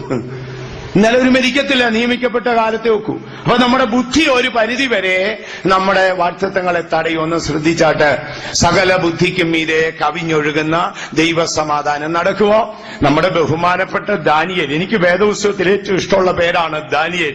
കുഞ്ഞുങ്ങൾക്കൊക്കെ ആ പേരിടണം, പിന്നെ അവന്റെ ജീവിത രീതി നോക്കിയിട്ടേ ഇടാവൂ. അപ്പൊ ദാനിയേൽ കുഞ്ഞു ബാലനായിരിക്കുമ്പോൾ ബാബിലോണിലേക്ക് പോയി. 3 സാമ്രാജ്യത്തിലെ 4 രാജാക്കന്മാരുടെ ഉപദേഷ്ടാവാണ്. വയസ്സനായിരിക്കുന്ന കാലത്ത് ഒരു ദിവസം ഈ വല്യപ്പനെ പിടിച്ച് കൊണ്ടുപോയി സിംഹക്കുഴിയിലിട്ട്. നിങ്ങളൊന്ന് ആലോചിച്ച്, ഒത്തിരി വയോധ്യനാണെന്ന് മേദ്യനായ ദാര്യാവേശ് തന്നെ പ്രത്യേകമായ ഒരു കൽപ്പന പ്രകാരം തന്നെ പിടിച്ച് സിംഹക്കുഴിയിൽ കൊണ്ടിട്ടു. അവിടെ ഒരുപാട് സിംഹങ്ങൾ ഇങ്ങനെ കിടക്കുക. അതിന്റെ വിസർജ്യ വസ്തുക്കളെല്ലാം കൂടെ ദുർഗന്ധം ഭവിക്കുകയാണ്. ഇവൻ ഇങ്ങനെ പച്ചമാംസം തിന്ന് വായിക്കോട്ടായും വിട്ട് ഇങ്ങനെ അതിനകത്ത് കിടക്കുകയാണ്. ഇട്ടുന്ന പകുതി എത്തുമ്പോഴേ ചാടി ഓമാര് പിടിക്കും. വയസ്സനായ ദാനിയേലിന്റെ ഇങ്ങനെ കെട്ടി തൂക്കി ഇറക്കി. ദാനിയേൽ പെതിയെ ചെന്ന് സിംഹങ്ങളെല്ലാം ചുറ്റും നോക്കിയിരുന്നപ്പോ ഇവിടെ പാർസിയല്ല മേദ്യന്റെ രാജകൊട്ടാരത്തിൽ യഹൂദ പ്രവാസിയായ ദാനിയേൽ സിംഹക്കുഴിയിലേക്കെന്ന് എഴുതി രാജാവ് മുദ്രയിട്ടപ്പോൾ സ്വർഗത്തിലെ രാജാക്കന്മാരുടെ രാജാവായവൻ ദൂതനോട് പറഞ്ഞു, പോയി സിംഹത്തിന്റെ വായടച്ചേക്കാൻ പറഞ്ഞു. ദാനിയേൽ എത്തും മുമ്പ് ദൂതൻ വന്നു വായെല്ലാം അടച്ചു. സിംഹത്തെ ഒന്നും കൊന്നില്ലെന്നേ, അതല്ലേ അത്ഭുതം. അതുങ്ങളെ എന്തിനാ കൊല്ലുന്നത്? വായടച്ച് ഭദ്രമാക്കി വെച്ചിരിക്കുക. ദാനിയേലിനെ അവിടേക്ക് ഇട്ടു. അപ്പൊ സിംഹങ്ങളെല്ലാം ചുറ്റും ഇരുന്നു. ദാനിയേലിന്റെ മനോഹരത്വം കണ്ടിങ്ങനെ ഇരിക്കുകയാണ്. ഇത് കൂടെ വായിക്കോട്ട വിട്ടാ ദുർഗന്ധം ഉണ്ടാവും. അപ്പം വേണ്ടത്ര ഓശ്യം കിട്ടത്തില്ല. അതുകൊണ്ടാണ് ഇവന്റെ വായടച്ചത്. പിടിക്കാതിരിക്കാനല്ല, വായടച്ച് നിങ്ങൾ വായും തുറക്കാതിരിക്കുകയാണ്. രാത്രി കഴിഞ്ഞു പോയി. അവനെ കുഴിയിലെറിഞ്ഞ രാജാവിന് ഉറക്കമില്ല. അവൻ കഞ്ഞിയും കുടിച്ചില്ല, കപ്പയും തിന്നില്ല. അവൻ ആകപ്പാടെ വപ്രാളം പിടിച്ച് നടക്കുകയാണ്. ഇടയ്ക്കിടയ്ക്ക് പോയി ചന്ദ്രനെ നോക്കും. സൂര്യനാണോ ചന്ദ്രനാണോ? സൂര്യൻ ഉദിച്ചില്ല. പ്രഭാതമായി 4 മണിയോളം ആയപ്പോൾ വയറ് കത്തുകല്ലേ, പരക്കം പാഞ്ഞ് ഓടിച്ചെന്ന് അവിടെ നിന്നോണ്ട് ദാനിയേലേ എന്നൊരു വിളി.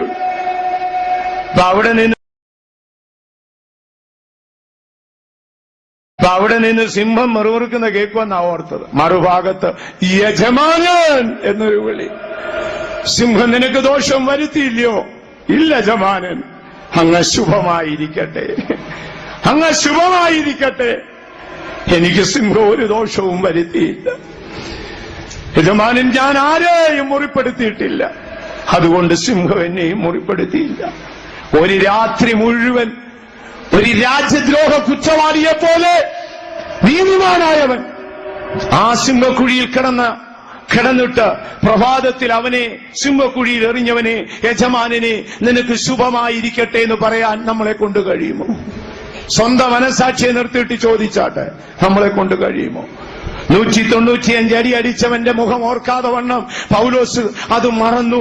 സിംഹക്കുഴിയിൽ എറിഞ്ഞിട്ട് ദാനിയേൽ ആ എറിഞ്ഞ രാജാവിന് ശുഭം വരട്ടെ എന്ന് ഏറ്റു പറഞ്ഞു. ഇന്ന് രാത്രി ഞാൻ ചോദിക്കട്ടെ, നമ്മളെ കൊണ്ടത് കഴിയുമോ? കഴിയുന്നില്ലെങ്കിൽ നമുക്ക് കഴിയാം. വാഗ്ദത്തങ്ങളുടെ വാതിൽ അടയപ്പെടരുത്, നമുക്ക് തള്ളി തുറക്കാം. പിശാചിന്റെ തന്ത്രം നമുക്ക് തിരിച്ചറിയാം. സകല ബുദ്ധിക്കും ഇതേ കവിയുന്ന ദൈവ സമാധാനം ഹൃദയത്തിൽ വാഴട്ടെ. ആ സകല പരിജ്ഞാനത്തെ കവിയുന്ന ദൈവ സമാധാനവും ആയതുപോലെ ദൈവത്തിന്റെ സാന്നിധ്യവും നമ്മുടെ ഹൃദയത്തിൽ വാഴട്ടെ. വീണ്ടും തിരുവഴുത്തിലേക്ക് വരുമ്പോൾ നമുക്ക് മറ്റൊരാളോട് ക്ഷമിക്കണമെങ്കിൽ നമുക്ക് കരുണയുള്ള ഒരു മനസ്സുണ്ടാകണം. കരുണ ചിലർക്ക് സഹോദരിമാർക്ക് കരുണ എന്നൊക്കെ പേരിടാറുണ്ട്. കരുണ നല്ല പേരാണ്. കരുണയുണ്ടെങ്കിൽ നമുക്ക് ക്ഷമിക്കാം. തിരുവഴുത്ത് പറയുന്ന അങ്ങനെയാ. ഞാൻ പണ്ടൊരു പാസ്റ്ററെ കണ്ടു. അങ്ങനെ രാവിലെയും വൈകിട്ട് ഒറ്റ വാക്കാ പറയുന്നത്. ഇങ്ങനെ വയ്യാടക്കുമ്പോൾ ഞാൻ കൂടെ നിൽക്കുകയാണ്. പാതിരാത്രിയിലെ കയ്യും കാലും ഒക്കെ വ്രണങ്ങളാ. എന്നും രാത്രി പ്രാർത്ഥിക്കും, ദൈവമേ ആ ദിനത്തിൽ നിന്റെ കരുണ കണ്ടെത്തുവാൻ ഭൂമിയിൽ എന്നെയും കരുണയുള്ളവനാക്കണം. ഞാൻ ഓർക്കും ഈ പാസ്റ്റപ്പത്തിന് ഈ ഒരു കാര്യമേ അറിയത്തുള്ളൂ. പക്ഷെ അദ്ദേഹം മരിച്ചു വർഷങ്ങൾ കഴിഞ്ഞപ്പോഴാണ് കരുണയുടെ ആഴം എന്താണെന്ന് പരിശുദ്ധാത്മാവിനോട് പറഞ്ഞു. നമ്മുടെ ഇവിടെ നിന്ന് ട്രാൻസ്ഫർ ആയി പോയ പാസ്റ്റർ ജോളിച്ചാൻ, ഞാനും അദ്ദേഹം കൂടെ എറണാകുളത്ത് ഒരു റൂമിലാണ്. അദ്ദേഹം എപ്പോഴും കരുണയെക്കുറിച്ചേ പ്രസംഗിക്കത്തുള്ളൂ. കരുണയുടെ കാര്യവും സ്നേഹത്തിന്റെ കാര്യമൊക്കെ. അപ്പൊ ഞാനൊരു ദിവസം ചോദിച്ചു, ജോളിച്ചാൻ ഈ കരുണയെ പറയാനുള്ളോ, വേറൊന്നും പറയാനില്ലേ? അപ്പൊ ചിരിച്ചുകൊണ്ടിരുന്നു. രാത്രിയിൽ എന്നോട് യേശു പറഞ്ഞു, നീ അനുഭവിച്ചതിനേക്കാൾ ആഴമേറിയ ആഴക്കടൽ, കരുണയുടെ ആഴക്കടൽ കണ്ട ആളാണ് ബ്രദർ ജോളി എന്ന് പറഞ്ഞു. കരുണയുടെ ആഴം കണ്ടെത്തിയവനെ കരുണയുടെ ആഴം ഗ്രഹിക്കാൻ കഴിയൂ. ഞാൻ ലജ്ജിച്ചു പോയി. ഇന്ന് രാത്രി ഞാൻ നിങ്ങളോട് പറയാം, യജമാനൻ പറയുന്നു, എടാ മനുഷ്യ, എനിക്ക് നിന്നോട് കരുണ തോന്നിയതുകൊണ്ട് നിന്റെ 10,000 താലന്ത് ഞാൻ നിനക്ക് ക്ഷമിച്ചു തന്നില്ലേ? ക്ഷമിക്കപ്പെടണമെങ്കിൽ കരുണയുള്ളൊരു മനസ്സ് നമുക്കുണ്ടാകണം. വാഗ്ദത്തങ്ങൾ പ്രാപിക്കണമോ? നമുക്ക് ദീർഘക്ഷമ ആവശ്യമാണ്.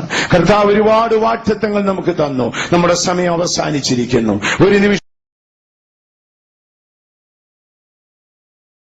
ഒരു നിമിഷം നമുക്ക് നമ്മുടെ കണ്ണുകൾ അടയ്ക്കാം. കർത്താവിന്റെ പാദപീഠത്തിലേക്ക് നമുക്ക് അടുത്തു പോകാം. കഴിയുന്നിടത്തോളം എല്ലാവരും മുഴങ്കാൽമേലിരുന്നാട്ട് മീറ്റിംഗ് ഇപ്പോൾ അവസാനിപ്പിക്കാൻ പോവുകയാണ്. ഒരുപക്ഷെ നിന്റെ കാതിൽ അവസാനം കേട്ട നിന്റെ രക്ഷയ്ക്കുള്ള ദൂതുകളായിരിക്കും ഇത്. ആ കാര്യം നന്നായി ഓർമ്മയിൽ എഴുതി സൂക്ഷിച്ചാട്ട് കർത്താവിന്റെ സന്നിധിയോട് അടുത്തിയരാം. വാഗ്ദത്തം നേടാൻ വിശ്വാസം നിനക്ക് ആവശ്യമാണ്. അത് അഭിഷേകത്തോടുകൂടെ നിന്നിൽ പകരട്ടെ. വാഗ്ദത്തം നേടുവാൻ ദീർഘക്ഷമ നിനക്ക് ആവശ്യമാണ്. മറ്റുള്ളവരോട് നമുക്ക് ഹൃദയപൂർവ്വം ക്ഷമിക്കാം. അവൻ ചെയ്ത ദ്രോഹങ്ങളെ നമുക്ക് മറക്കാം. അവൻ ദുഃഖപ്പെടുന്ന നാളിൽ നമുക്ക് അവനെ പോയി ആശ്വസിപ്പിക്കാം. പൗലോസ്ലീഹായ്ക്ക് അത് കഴിഞ്ഞുവോ? നിശ്ചയമായും യേശുവിന്റെ കൃപയാൽ എനിക്കും നിങ്ങൾക്കും കഴിയും. ദാനിയേലിന് അത് കഴിഞ്ഞുവോ? യേശുവിന്റെ കൃപയാൽ എനിക്കും നിങ്ങൾക്കും അത് കഴിയും. കണ്ണുകൾ അടച്ചാട്ട് എല്ലാവരും ഒന്ന് മുഴങ്കാൽമേലിരുന്നാട്ട് പരമാർത്ഥതയോടെ കർത്താവിന്റെ അടുക്കൽ ചെന്നാട്ട് ഇന്ന് രാത്രി നീ നിന്നോട് തന്നെ ചോദിച്ചാട്ട്, ഈ രാത്രിയിൽ നിന്റെ ശരീരത്തിൽ ആത്മാവ് വിട്ടൊഴിഞ്ഞാൽ സ്വർഗം നിന്റെ മുമ്പിൽ അടയപ്പെടുമോ? കുഞ്ഞുങ്ങൾ ഇതിന്റെ ഇടയിൽ എഴുന്നേറ്റ് നടക്കരുത്. ദൈവ സാന്നിധ്യം ദയവായി നഷ്ടപ്പെടുത്തി കളയരുത്. കർത്താവിന്റെ സന്നിധിയോട് നമുക്ക് അടുത്തിയല്ല. എല്ലാവരും കണ്ണുകൾ അടച്ചാട്ട് ഈ രാത്രിയിൽ നിന്റെ പ്രാണൻ ശരീരത്തെ വിട്ടു പോകുന്നെങ്കിൽ ഈ ലോകത്തിലെ സകല മഹിമയും വിട്ട് ഒരു നാളും മടങ്ങി വരാത്ത യാത്രയാണ്. അനന്ത നിത്യതയുടെ കവാടം നിന്റെ മുമ്പിൽ തുറക്കപ്പെടുമോ? നീ അനേക വാഗ്ദത്തങ്ങൾക്ക് അവകാശിയാണ്. നിനക്ക് എന്തെങ്കിലും പ്രാപിക്കാൻ ഒക്കുന്നുണ്ടോ? പിശാചിന് നീ ദയവായി ഇടം കൊടുക്കാതെ, സാത്താന്റെ ആലോചനയ്ക്ക് ഇടം കൊടുക്കാതെ, ദുഷ്ടന്റെ ആലോചനയ്ക്ക് ഇടം കൊടുക്കാതെ നിനക്ക് കഴിയത്തില്ല എന്ന് പറയരുത്. പൗലോസ്ലീഹായ്ക്ക് കഴിഞ്ഞുവോ? നിനക്ക് കഴിയും. ദാനിയേലിന് കഴിഞ്ഞുവോ? നിനക്ക് കഴിയും. ജോസഫിന് കഴിഞ്ഞുവോ? നിനക്ക് കഴിയും. നമുക്ക് നമ്മുടെ കരങ്ങൾ ഉയർത്താം. കഴിയുന്നിടത്തോളം എല്ലാവരും മുഴങ്കാൽമേലിരുന്ന് കർത്താവിനോട് നമുക്ക് പരമാർത്ഥതയിൽ പ്രാർത്ഥിക്കാം. കർത്താവേ, ഇപ്പോഴുള്ള എന്റെ അവസ്ഥ, അയ്യോ പ്രാകാരത്തിന് പുറത്താണ്. എന്റെ ഒന്നാം കാലടികൾ പോലും പ്രാകാരത്തിൽ വെക്കാനുള്ള പ്രാപ്തി എനിക്കിപ്പോൾ ഇല്ല. എന്നാൽ എന്റെ ആഗ്രഹം അന്തർമന്ദിരത്തിൽ നിന്റെ അടുക്കൽ വരണമെന്നാണ് കർത്താവേ. പ്രാകാരത്തിൽ പോലും കാലെടുത്ത് വയ്ക്കുവാൻ എനിക്ക് കഴിയുന്നില്ല. എന്റെ ആഗ്രഹം കൃപാസനത്തിൽ വസിക്കുന്ന നിന്റെ അടുക്കൽ വരണമെന്നാണ് കർത്താവേ. നീ എന്റെ ആഗ്രഹത്തെ മാനിക്കുന്ന ദൈവമാണ്. ആ സ്നേഹം കൊണ്ട് എന്റെ ഹൃദയം നിറയ്ക്കണം. എല്ലാവരും ഒന്ന് പ്രാർത്ഥിച്ചാട്ടെ. യേശുവേ, ആ കാൽവരിയുടെ സ്നേഹം കൊണ്ട് എന്റെ ഹൃദയം നിറയ്ക്കണമേ. ദാനിയേൽ പ്രവാചകന് സകല ബുദ്ധിക്കും മീതെയുള്ള സമാധാനം കൊടുത്ത് തന്നെ ദ്രോഹിച്ച രാജാവിന്റെ ശുഭത്തിനായി നന്മയ്ക്കായി പ്രാർത്ഥിച്ചുവോ? 20 വെള്ളിക്കാശിന് വിറ്റ് കളഞ്ഞ് ജോസഫ് തന്റെ സഹോദരവർഗത്തോട് ക്ഷമിച്ച് അവരെ സ്നേഹിച്ചുവോ? യേശുവേ, സ്തെഫാനോസ് കല്ലേറേൽക്കുമ്പോൾ ഇവരുടെ പാപം കണക്കിടരുതേ എന്ന് പറഞ്ഞുവോ? എനിക്ക് കഴിയുന്നില്ല, ഞാൻ വളരെ പിന്നിലാണ്. എന്റെ ആയുസ്സിലേറിയ ഭാവവും കഴിഞ്ഞുപോയി. ഇനി എണ്ണപ്പെട്ട ദിനങ്ങൾ മാത്രമേ ഉള്ളൂ. സ്വർഗം എന്റെ മുൻപിൽ അടയപ്പെടരുത്, വാഴ്ചത്തിന്റെ വാതിൽ അടയരുത്. എല്ലാവരും പ്രാർത്ഥിച്ചാട്ട് ഈ രാത്രി ഒരു അഭിഷേകം നിന്റെ മേൽ വരും. അത് കാൽവരിയുടെ സ്നേഹത്തിന്റെ അഭിഷേകമാണ്. അത് നിന്നിലേക്ക് ഒഴുകിയെത്തും. സകല ബുദ്ധിക്കും മീതെ കവിയുന്ന യേശുവിന്റെ സമാധാനം നിനക്ക് വരും. പരിജ്ഞാനത്തെ കവിയുന്ന ക്രിസ്തുവിന്റെ സ്നേഹം ഈ രാത്രി നിന്റെ ഹൃദയത്തെ നിറയ്ക്കും. സാത്താൻ ലജ്ജിച്ചു പോകട്ടെ. നീ ആസ്മാരോഗിയാണോ? ഈ രാത്രി കർത്താവ് നിനക്ക് സൗഖ്യം തന്നിരിക്കുകയാണ്. നീ ഒരു ത്വക്ക് രോഗിയാണോ? ഈ രാത്രി യേശു നിന്നെ തൊട്ടിരിക്കുകയാണ്. നീ ഒരു ക്യാൻസർ രോഗിയാണോ? ഈ രാത്രി വചനം പുറപ്പെട്ടിരിക്കുകയാണ്. നീ വാഗ്ദത്തത്തിന്റെ വാതിൽ തുറന്നാട്ട് ഉറപ്പോടെ നീ വിശ്വസിച്ചാട്ട് ഈ രാത്രി തീരുമാനമെടുത്താട്ട് സാത്താൻ ലജ്ജിക്കട്ടെ. ആരും എനിക്കൊരു ദോഷവും ചെയ്തിട്ടില്ല. എന്റെ ദൈവം എന്നെ അയച്ചതാണ്. എന്റെ യേശുവിന്റെ മാർഗമാണ്. അതെന്റെ നന്മയ്ക്കാണ്. Hallelujah, hallelujah. പരിശുദ്ധാത്മാവിന്റെ ശക്തിക്കായി നിങ്ങളെ തന്നെ ഏൽപ്പിച്ചു കൊടുത്താട്ട് നീ വളരെ പിന്നിലായിരിക്കും. ഇപ്പോൾ നിന്റെ കാലടികൾ പ്രാകാരത്തിൽ പോലും എത്തുന്നില്ലായിരിക്കാം. എന്നാൽ വിശ്വസിച്ചാൽ നീ വിശുദ്ധ സ്ഥലത്ത് കയറും. വിശ്വസിച്ചാൽ നീ അതിവിശുദ്ധ സ്ഥലത്ത് കയറും. വിശ്വസിച്ചാൽ നീ കൃപാസനത്തിൽ വന്നു ചേരും. നിന്റെ ഹൃദയത്തിലെ ആഗ്രഹം ദൈവം മാനിക്കും. നിന്നെ വിളിക്കുന്നവൻ വിശ്വസ്തൻ.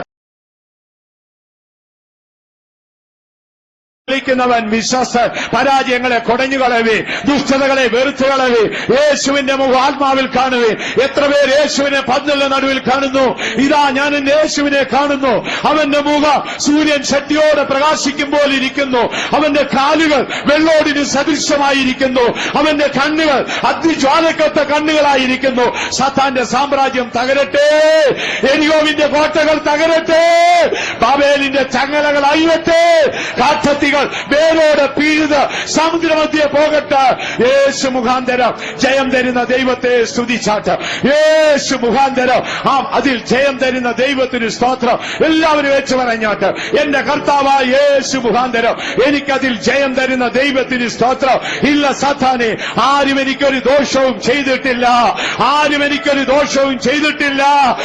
അവരെന്നെ വിറ്റതാണ്. പക്ഷേ എന്റെ ദൈവം എന്നെ അയച്ചതാണ്. വാഗ്ദത്തം ചെയ്ത ദൈവം വിശ്വസ്തൻ. ഹല്ലേലൂയ, ഹല്ലേലൂയ. ആത്മാവിന്റെ ശക്തി നന്നായി നമ്മുടെ പന്തലിൽ വ്യാപരിച്ചുകൊണ്ടേയിരിക്കുന്നു. ആത്മാവ് പലരെയും തൊട്ടുകൊണ്ടേയിരിക്കുന്നു. ഇനി നീ ഒരു അസ്ഥി രോഗിയല്ല, നീ ഒരു ത്വക്ക് രോഗിയല്ല, നീ ഒരു ആസ്മ രോഗിയല്ല, നീ ഒരു ക്യാൻസർ രോഗിയല്ല. പീഡിത്തത്തിന്റെ ആത്മാവ് നിന്റെ മേൽ ഇനി ആധിപത്യമില്ല. അടയപ്പെട്ട വാതിലുകൾ യേശുവിന്റെ നാമത്തിൽ ഇപ്പോൾ തുറന്നിരിക്കുകയാണ്. Hallelujah, hallelujah. പരിശുദ്ധാത്മാവിന്റെ ഹൃദയങ്ങളെ ഏൽപ്പിച്ചു കൊടുത്താട്ട് ആത്മാവ് ശക്തിയായി താഴ്വരകളിലെ അസ്ഥികളിൽ അടിച്ചതുപോലെ നമ്മുടെ പന്തലിന്റെ നടുവിൽ അടിച്ചുകൊണ്ടിരിക്കുന്നു. തീരുമാനത്തിൽ ഉറപ്പോടെ നിന്നാട്ട് ഞാൻ എന്റെ സഹോദരനോട് 1000 വട്ടം ക്ഷമിക്കും. ആരും എനിക്ക് ദോഷം ചെയ്തിട്ടില്ല. ആരും എനിക്കൊരു ദോഷവും ചെയ്തിട്ടില്ല. ഹല്ലേലൂയ, ഹല്ലേലൂയ. ആത്മാവിന്റെ സാന്നിധ്യം ഹൃദയത്തെ ഉണർത്തട്ടെ. ആമേൻ, ആമേൻ, ആമേൻ, ആമേൻ. എന്നെ കൈവിടൂ ഇല്ലയാവേ, ഒരു നാളും ഉപേക്ഷിക്കില്ല. എന്നെ കൈവിടുകില്ലയവൻ, ഒരു നാളും ഉപേക്ഷിക്കില്ല. എന്നെ കാണുന്ന മാനവും മാറ്റപ്പെടും, എന്നിൽ കണ്ടയ മാറുകില്ല.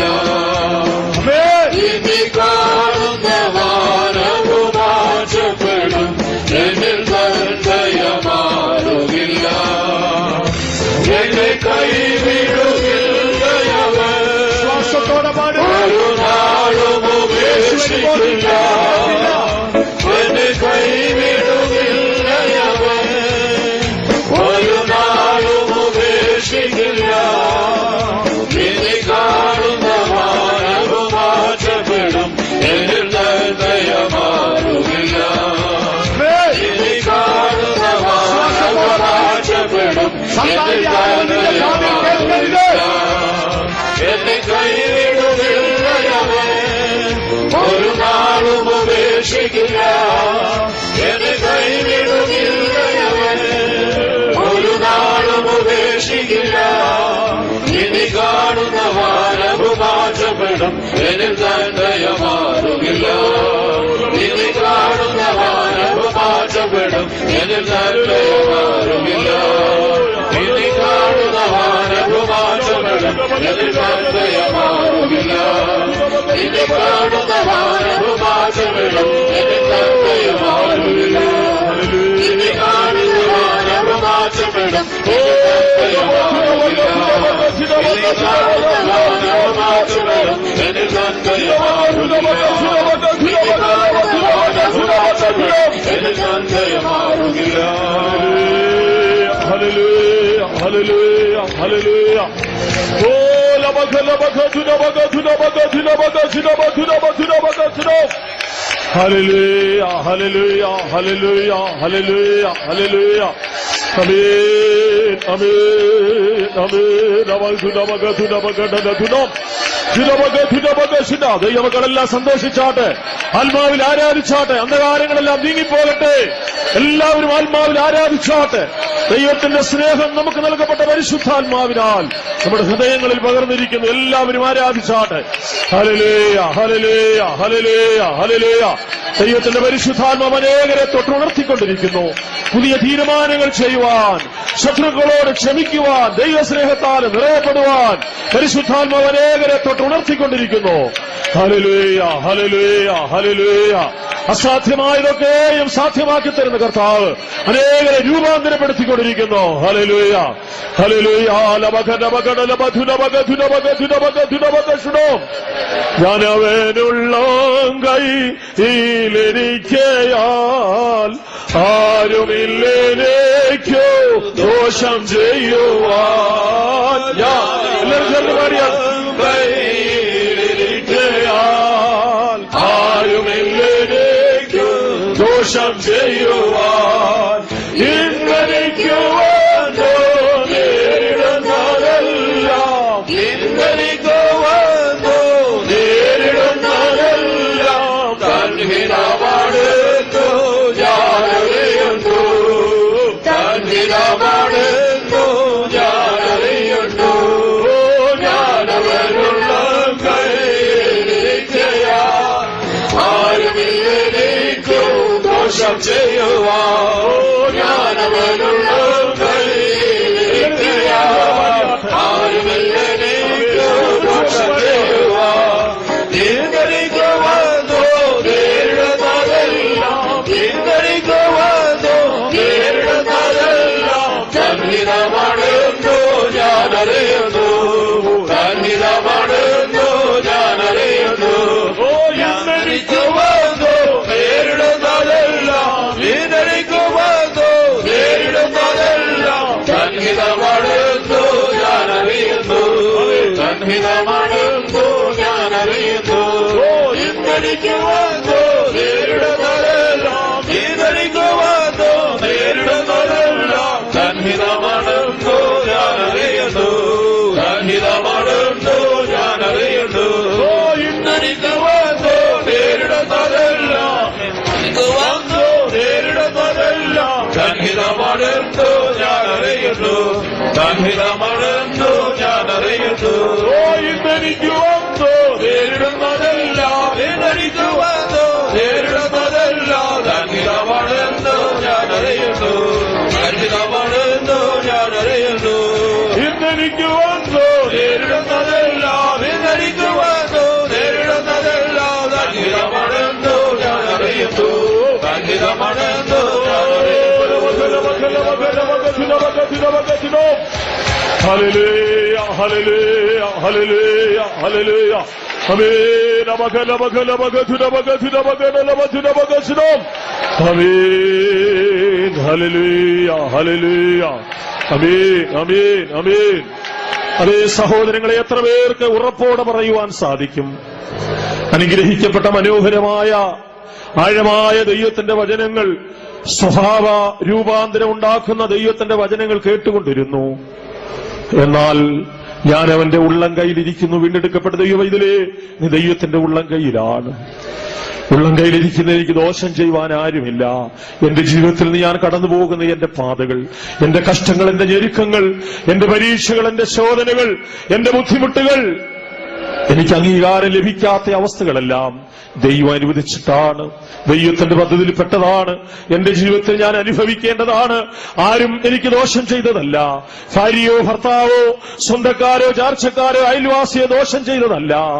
അതേ നമുക്ക് മുൻപായി കടന്നുപോയ വിശുദ്ധന്മാർ അങ്ങനെയാണ് പറഞ്ഞത്. ജോസഫ് പറയുന്നു, നിങ്ങൾ വിഷാദിക്കേണ്ട, നിങ്ങളല്ല എന്നെ ഇവിടേക്ക് അയച്ചത്. ജോസഫ് കള്ളം പറയുന്നത് പോലെ തോന്നുന്നില്ലേ? ഇല്ല, സഹോദരങ്ങളോട് ക്ഷമിച്ചിട്ടാണത് പറയുന്നത്. നിങ്ങൾ വിഷാദിക്കേണ്ട, നിങ്ങൾക്ക് മുൻപായി ദൈവമാണ് എന്നെ ഇവിടേക്ക് അയച്ചത്. എത്ര പേർക്ക് അങ്ങനെ പറയുവാൻ സാധിക്കും? ഇന്ന് ഞാൻ കടന്നു പോകുന്ന പരീക്ഷകളുടെ പാതകൾ, ദുഃഖത്തിന്റെ പാതകൾ, വേദനയുടെ പാതകൾ, ഞെരുക്കത്തിന്റെ പാതകൾ ദൈവം അനുവദിച്ചതാണെന്ന് എത്ര പേർക്ക് പറയുവാൻ സാധിക്കും? ദൈവം അനുവദിക്കാതെ നമുക്കൊന്നും സംഭവിക്കയില്ല. നീ ദൈവത്തിന്റെ കരങ്ങളിരിക്കുന്നവനെങ്കിൽ ദൈവം അനുവദിക്കാതൊന്നും സംഭവിക്കയില്ല എന്ന് ഓർത്തുകൊള്ളേണം. ആകയാൽ ദൈവം നമുക്ക് തന്നിരിക്കുന്ന ഈ സമയങ്ങൾ തക്കത്തിൽ ഉപയോഗിച്ചുകൊണ്ട് അനുഗ്രഹിക്കപ്പെട്ടവരായി തീരുവാൻ കൃപ തരേണ്ടതിനായി കരങ്ങളെ ഉയർത്തി സ്തോത്രം ചെയ്യാം. സ്തോത്രം, സ്തോത്രം, സ്തോത്രം, സ്തോത്രം, സ്തോത്രം. അപ്പോസ്തലനായ പൗലോസിന് വെളിപ്പാടിനാൽ ഒരു മർമ്മം വെളിപ്പെട്ടു വന്നു. അതാണ് പുതിയ നിയമസഭയുടെ കുറിക്കോൽ അടിസ്ഥാനം എന്ന് പറയുന്നത്. അത് പൂർവ്വകാലങ്ങളിൽ അറിവായി വന്നിരുന്നില്ല. ആ മർമ്മം ഇപ്പോൾ തന്റെ വിശുദ്ധ അപ്പോസ്തലന്മാർക്കും പ്രവാചകന്മാർക്കും ആത്മാവിനാൽ വെളിപ്പെട്ടിരിക്കുന്നു. ജാതികൾ സുവിശേഷത്താൽ ഏക ശരീരസ്ഥരും കൂട്ടവകാശികളും വാഗ്ദത്തത്തിൽ പങ്കാളികളുമായി തീരേണം. ഏക ശരീരസ്ഥരായി തീരേണം. അഭിഷേകത്താൽ കൂട്ടവകാശികളായി തീരേണം. പിതാവിനുള്ളതിന്റെ എല്ലാ അവകാശം പുത്രനുള്ളതാണ്. പുത്രനോടുകൂടെ കൂട്ടവകാശികളായി തീരേണം. അവനോടുകൂടെ തേജസ്കരിക്കപ്പെടേണം. കൂട്ടവകാശികളാകണമെങ്കിൽ അവനോടുകൂടെ കഷ്ടം അനുഭവിക്കണം. വാഗ്ദത്തത്തിൽ പങ്കാളികളായി തീരേണം.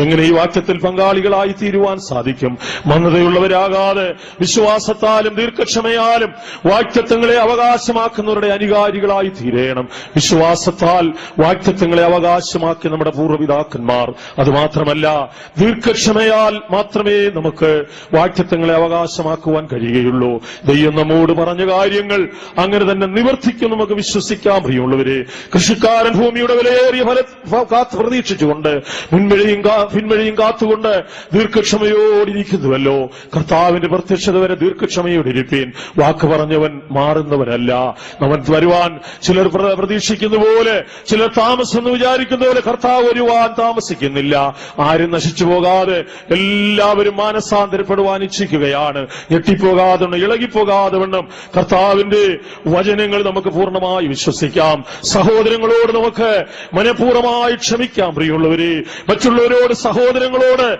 ഹൃദയപൂർവ്വം ക്ഷമിക്കാഞ്ഞാൽ സ്വർഗസ്ഥനായ നമ്മുടെ പിതാവും നമ്മോട് ക്ഷമിക്കയില്ല എന്നാണ്. സ്വന്തം പ്രാണനെ സ്നേഹിക്കുന്നവർക്ക് മാത്രമേ ക്ഷമിക്കുവാൻ കഴിയുകയുള്ളൂ. മറ്റുള്ളവരോട് നാം ക്ഷമിക്കാതിരുന്നാൽ അവരുടെ ഹൃദയം ഭാരപ്പെട്ട് അവർ നാശത്തിലേക്ക് പോകും, നിരാശപ്പെടുമെന്ന് ചിന്തിക്കുന്നുവെങ്കിൽ സഹോദരങ്ങളോട് നമുക്ക് ക്ഷമിക്കാം. പ്രിയമുള്ളവരെ, ഇതാ ജോസഫ് സഹോദരന്മാരോട് ക്ഷമിച്ചു. ജോസഫിനെ പോലുള്ള ഒരു ഹൃദയം നമുക്ക് എല്ലാവർക്കും ഉണ്ടാകട്ടെ. സ്തെഫാനോസിന്റെ നേരെ യേശുവിന് വേണ്ടി താൻ സാക്ഷ്യം പറഞ്ഞതിനാൽ യഹൂദന്മാർ മുഴുവനും പല്ലുകടിച്ചുകൊണ്ട് കല്ലെടുത്തുകൊണ്ട് തന്റെ പിന്നാലെ കോപിഷ്ഠരായി വന്നപ്പോൾ സ്തെഫാനോസ് മുഴങ്കാൽ മടക്കി കണ്ണുകളടച്ച് സ്വർഗത്തിലേക്ക് നോക്കി. നമുക്കെതിരായിട്ടുണ്ടാകുന്ന പരീക്ഷകളെ അല്ല നാം നോക്കേണ്ടത്. പിതാവിന്റെ വലത്ത് ഭാഗത്ത് പുത്രൻ നിൽക്കുന്നതായി ഇതാ സ്തെഫാനോസ് കാണുകയാണ്. പിതാവേ, ഇവരോട് ക്ഷമിക്കണേ എന്ന് പറയുകയാണ്. ക്ഷമയെന്ന് പറയുന്നത് ആത്മാവിന്റെ ഫലങ്ങളിൽ ഒന്നാണ്. പരിശുദ്ധാത്മാവിഷം പ്രാപിച്ചവരെ, സ്നേഹം, സന്തോഷം, സമാധാനം, ദീർഘക്ഷമ ആത്മാവിന്റെ ഫലമാണെന്ന് ഓർത്തുകൊള്ളേണം.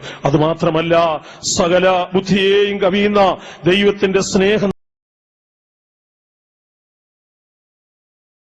സകല ബുദ്ധിയെയും കവിയുന്ന ദൈവത്തിന്റെ സ്നേഹം നമുക്കുണ്ടാകട്ടെ.